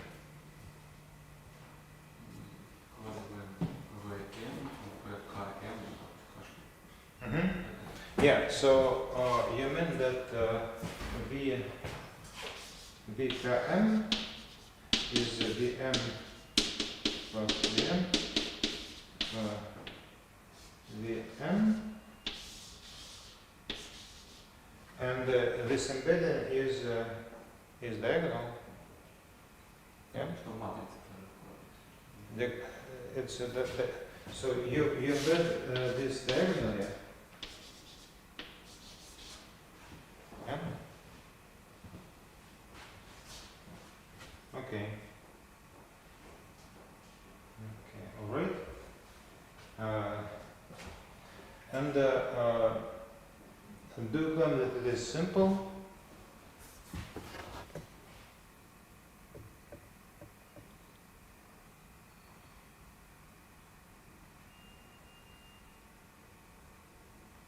Yeah, and so.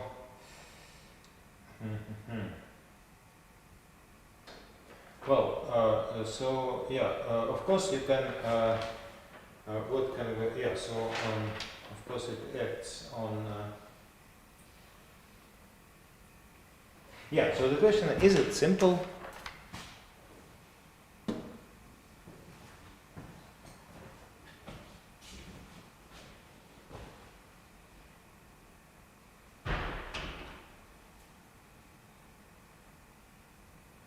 Снова просто то же самое, мы рассмотрим элемент он лежит в бесконечном мерном. Подействуем все возможные Yeah, of course. It is each VM is simple as a modulo endomorphisms. Yeah, all its endomorphism. Yeah, so just of course you can get everything. Yeah.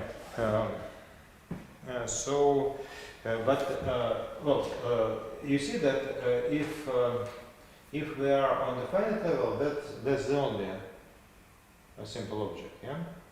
But what happens if we pass to the limit, a co-limit? Yeah. So other. You see that in principle, what are left ideals in this A?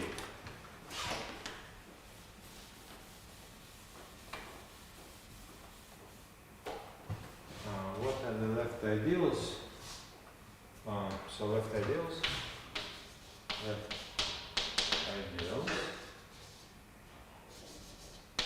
in A. So A is co-limit, yeah? So what is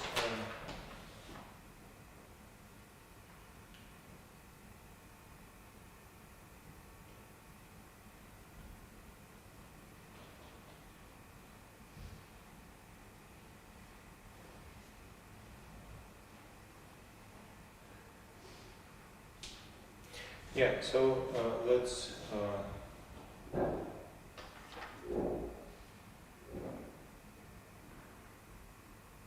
call it say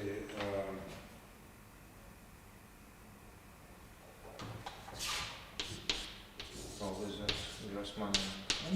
Yeah, so this is just notation. So so the question is what happens when we what happens here? So we have, you said that you embed VM to VKM diagonally. Well, maybe K is not good because we have already L maybe.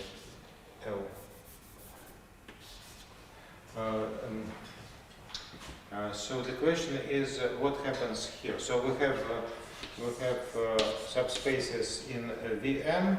We have some subspaces in VLM, and what is the relation between them? So you see, we want that we have identification of ideals in this finite on finite levels with subspaces in this finite dimensional vector spaces. So we want to now we want to identify left ideals in the colimit with something like I don't know what, something like what. So if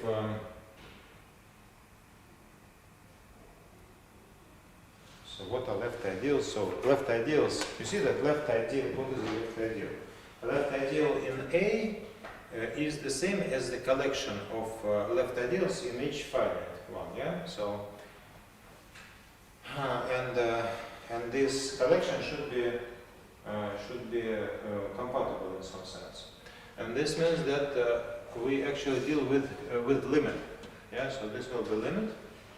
And the limit means that we have an arrow like this, yeah. So the compatibility, yeah. So it will be, oh, let's call it gr hat. this will be the limit of gr of m. And of course this will be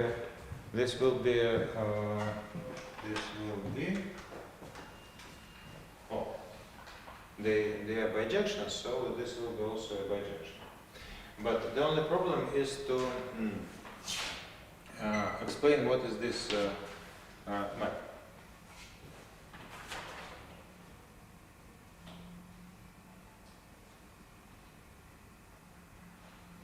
So we have,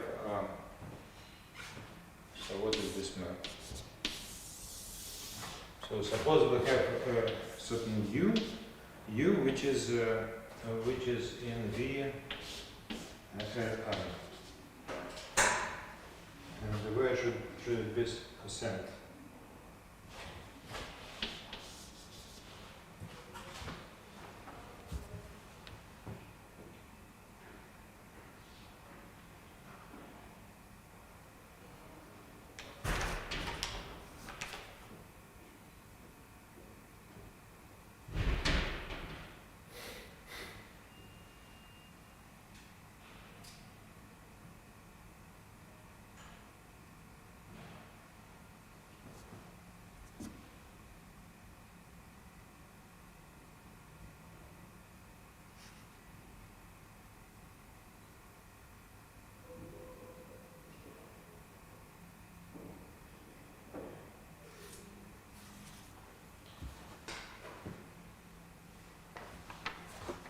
Yeah, it's complicated, of course.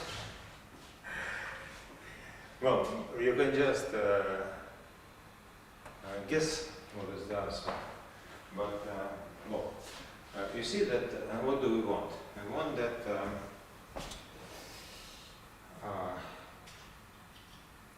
what do we want? We want that, what happens on the level of, yeah, so we have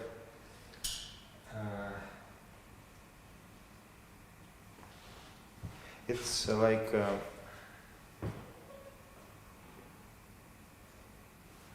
well, on the level of ideals. On the level of ideals, we want that an element of ideal here annihilates. So you see, we can have such an embedding. We have, yeah, maybe.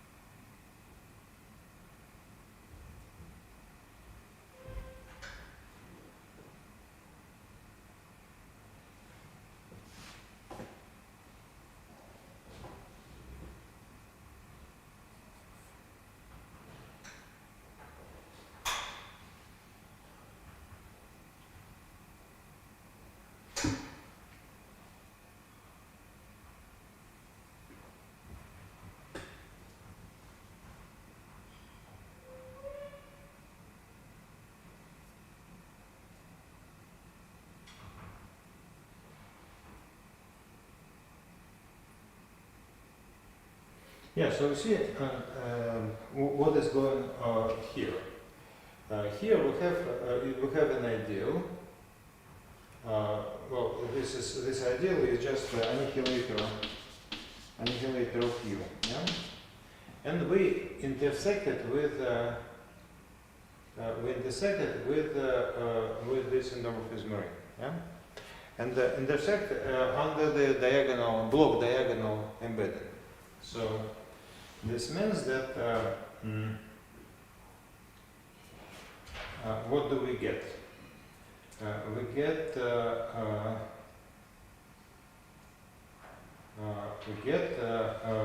intersection of this with each block means that it should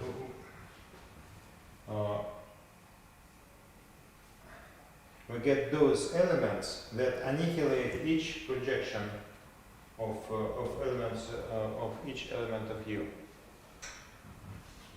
So it's so it annihilates all projections, and therefore it annihilates the sum of all projections. Yeah, and this means that and coming back, it annihilates this sum, and therefore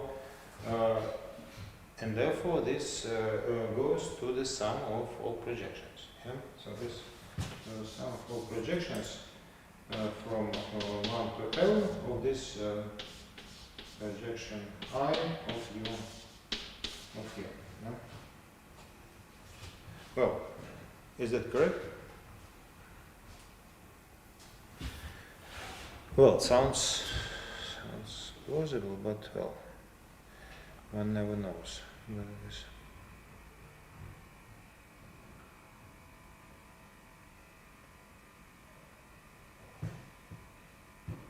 Okay,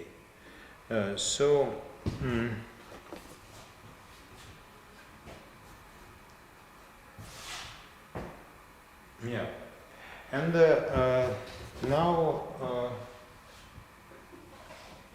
So see, we have this identification, and therefore maximal ideals correspond to minimal. And of course, here we have here we also have an order. Yeah, just this is just an inclusion. So and our order is reversed under this bijection. So maximal ideals. Ideals are identified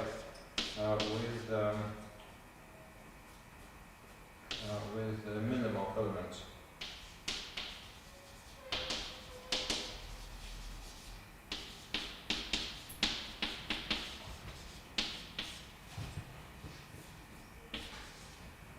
Okay. And the question is, what are the minimal elements? Actually, I was not able to understand what the minimal. Maybe you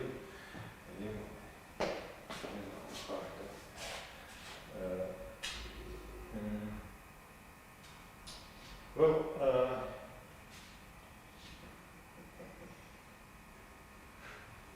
тяжело слишком. Не хватает. У меня воображения не хватает.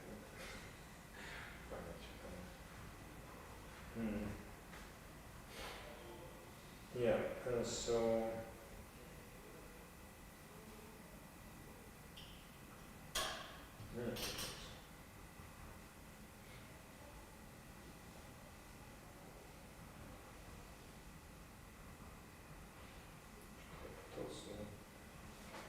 yeah, it seems that there are plenty of them, but and maybe I can even construct some, but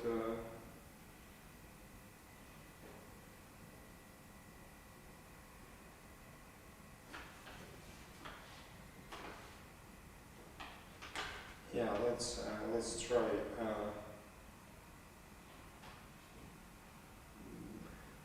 Let's try to construct some examples.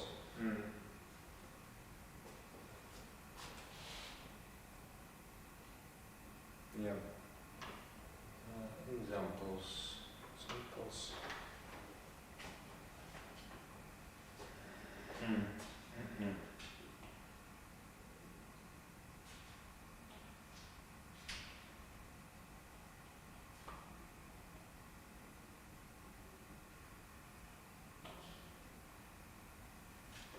Yeah, so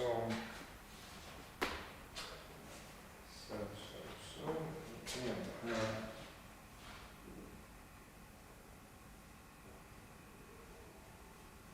Yeah, maybe we can construct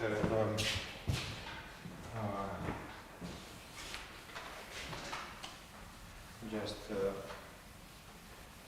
we can construct directly some simple modules, maybe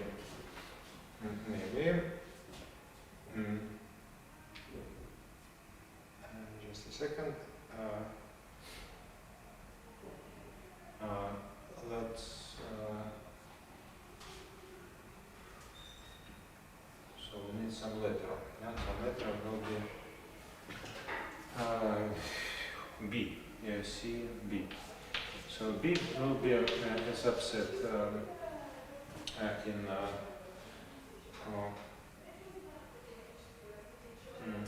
the positive integers.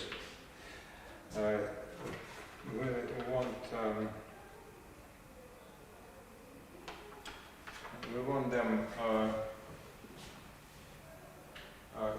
Well, we consider this as being ordered by divisibility, of course, and we assume that it contains how it's called upper bounds for any pair. Yeah, so for any B and B prime in B. There is C in B such that B and B prime divide C. Yeah, well, you can consider, well, essentially, examples, you can consider examples like B, the whole n, or some powers of some prime, or not necessarily prime, just some positive integer. Yeah? Okay, now this B will be the set of our indices. So you see that here it's not written where m comes from, but actually we always mean that m comes from B.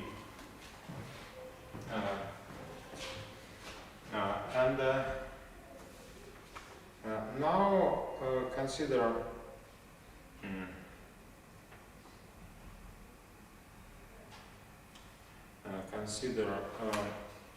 the following space. So P B lambda. So lambda will be well, lambda will be some element in K.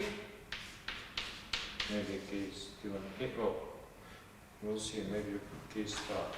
Maybe, but maybe 0 is okay. 0 is also okay, I think. Yeah, maybe it's okay.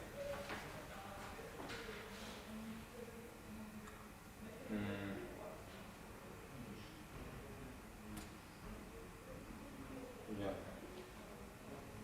Yeah, so this will be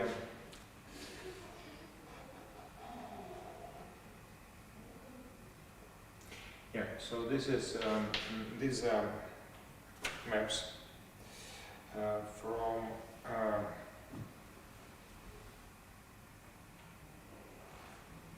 I would say that it is a map from B to maps from B. Well, maybe I should write this more accurately. So from B to K, such that let's call it alpha.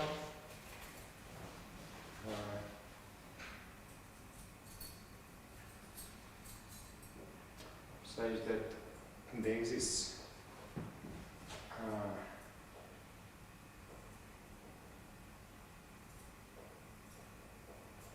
well, that are, in a sense, that are periodic. Yeah, so maybe it's not a good definition.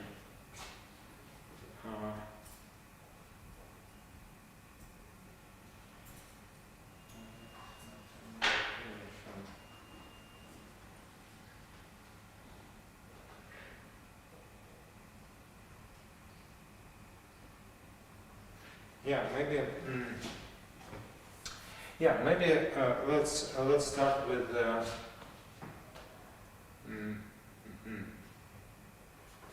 let's start with the whole integers. Yeah. So I'm sorry, a bit confused here.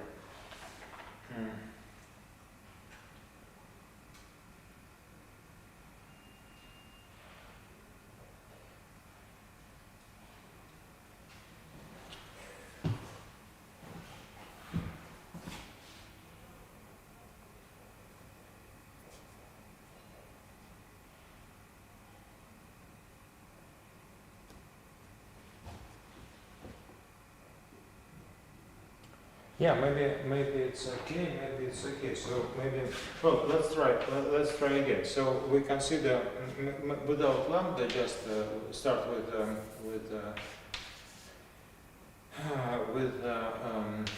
so these are this will be sequences. So sequences.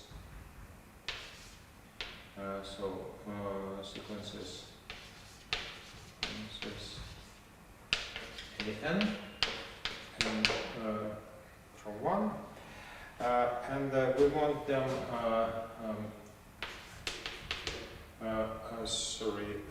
yeah, there is this n in B,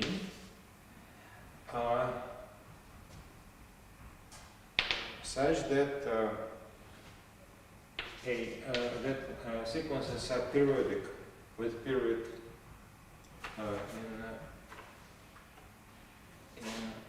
with period m. n. Yeah, let's see whether. So there are two questions. So this is for all. Of course, this is for all n. Yeah. So let's see. Let's see.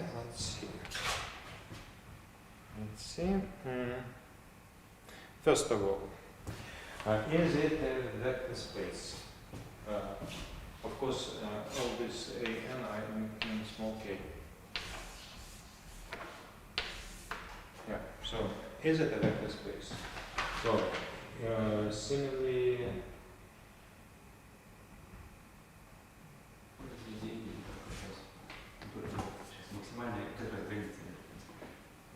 Yeah. So if we have two such things, then we take something that divisible by both of them. Yeah. So we can add them, and of course we can multiply them by constants. So it is a vector space. Next,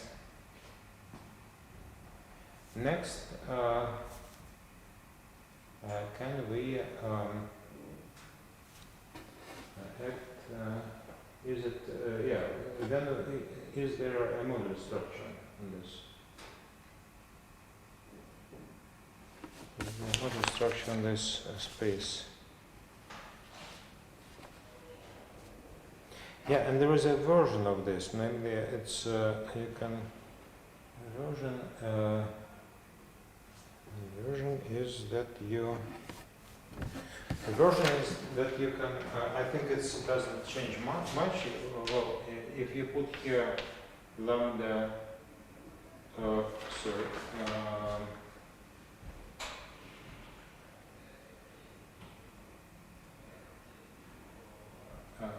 Lambda m. Yeah. Is that? Yeah, I think it's. Is it okay? Yeah. Doesn't change much. Yeah.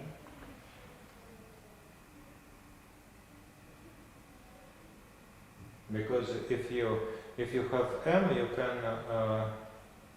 pass to its multiple, and this will give you a correct power. Yeah.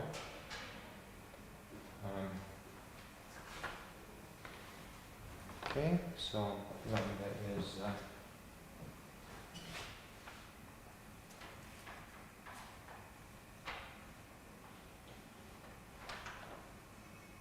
well, okay, but the question is whether this is a module in any sense. It's a module. Понятно, что на первом последовательности действий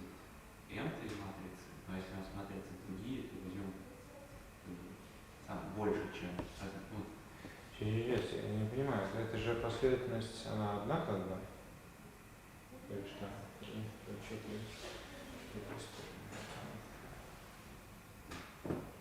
Периодическая последовательность просто n-мерное пространство, по сути. Периодическая последовательность n-мерное пространство. Ну, в смысле, набор всех периодических, это n-мерное пространство. Да, то есть это, то есть, yeah, so you say that, okay, so you consider this as a polynomial of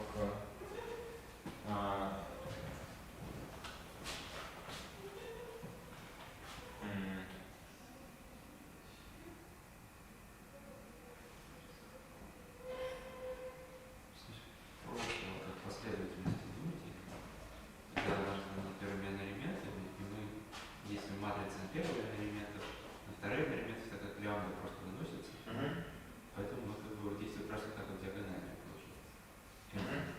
А если у нас m здесь и m в матрицах разные, мы можем взять самую большую, и тогда как раз тоже будет действие. Любого элемента действие достаточно большое. Тогда вопрос, а это чем отличается от просто вот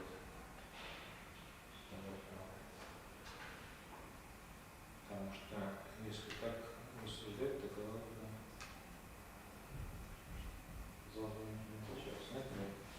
то есть, yeah, so you say that you consider this as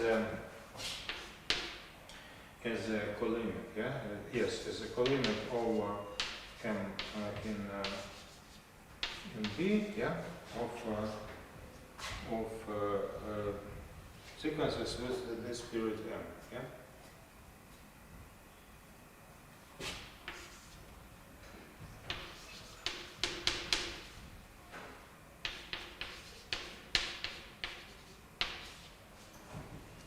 Okay, and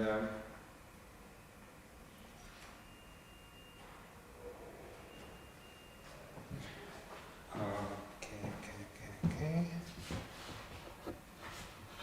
This yeah. So if it is literally periodic, well, doesn't matter because yes, because.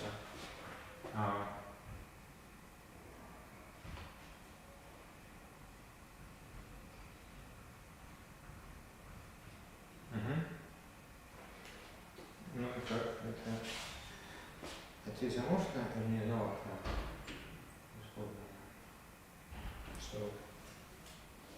So yeah, the question is whether this is the same as the standard representation. Standard means this one. This one with respect to stage diagonal embeddings.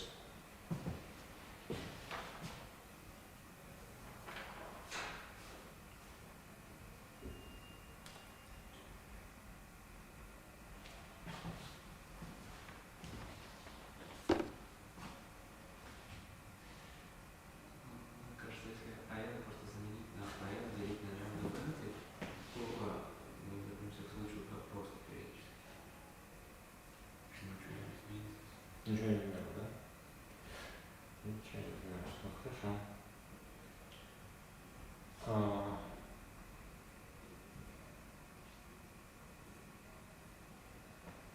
Окей.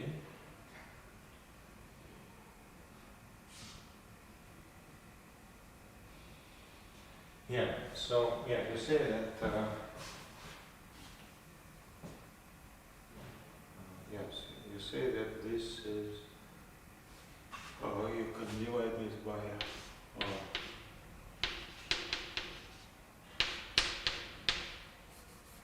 yeah. Yeah, so it's a bit yeah. So this is quite meaningless. Yeah.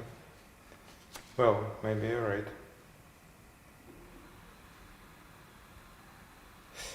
Yeah, so this way you kind of get, probably do not get any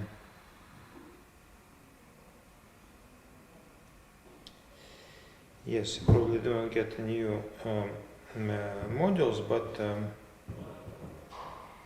Yeah, but then the question is, no, maybe you can. Oh, this was just some guess, and this guess failed. But maybe maybe one can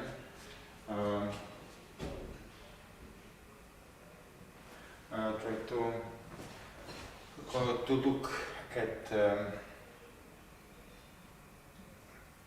minimal elements in this co-element.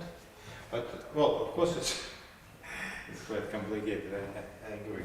Yeah, maybe it's not a good idea to try to do this way. Yeah. So maybe maybe this will be left as some open, whether there are some ways to construct certain. Well, of course, there should be something. Or should not. Well, the only thing that we can definitely say is that this algebra A is not semi-simple. So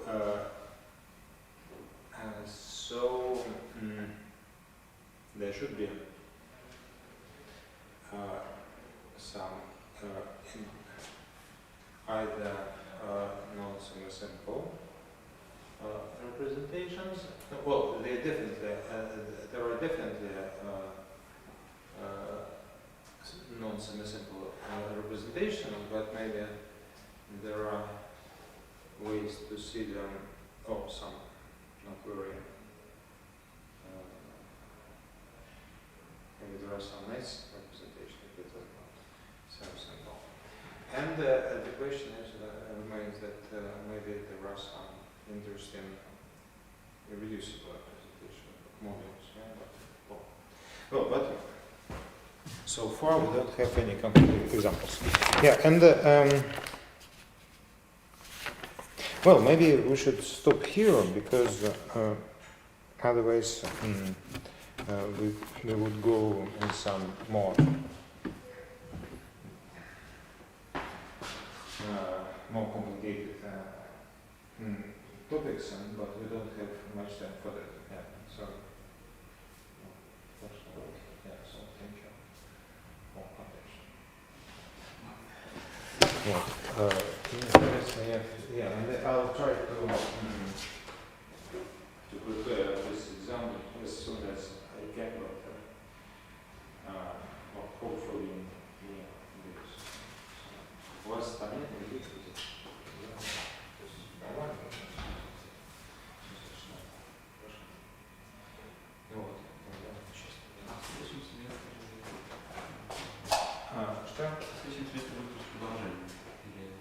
Нет, потому что просто вопрос такой, что ты думаешь, это... То есть тут, смотрите, если есть как бы желание, то можно делать то, что тут надо либо что-то новое начинать. То есть я мог, конечно, говорить повлияние, да, сказать, но как бы, если есть желание. Вот. Но там я говорю, что нужно немножко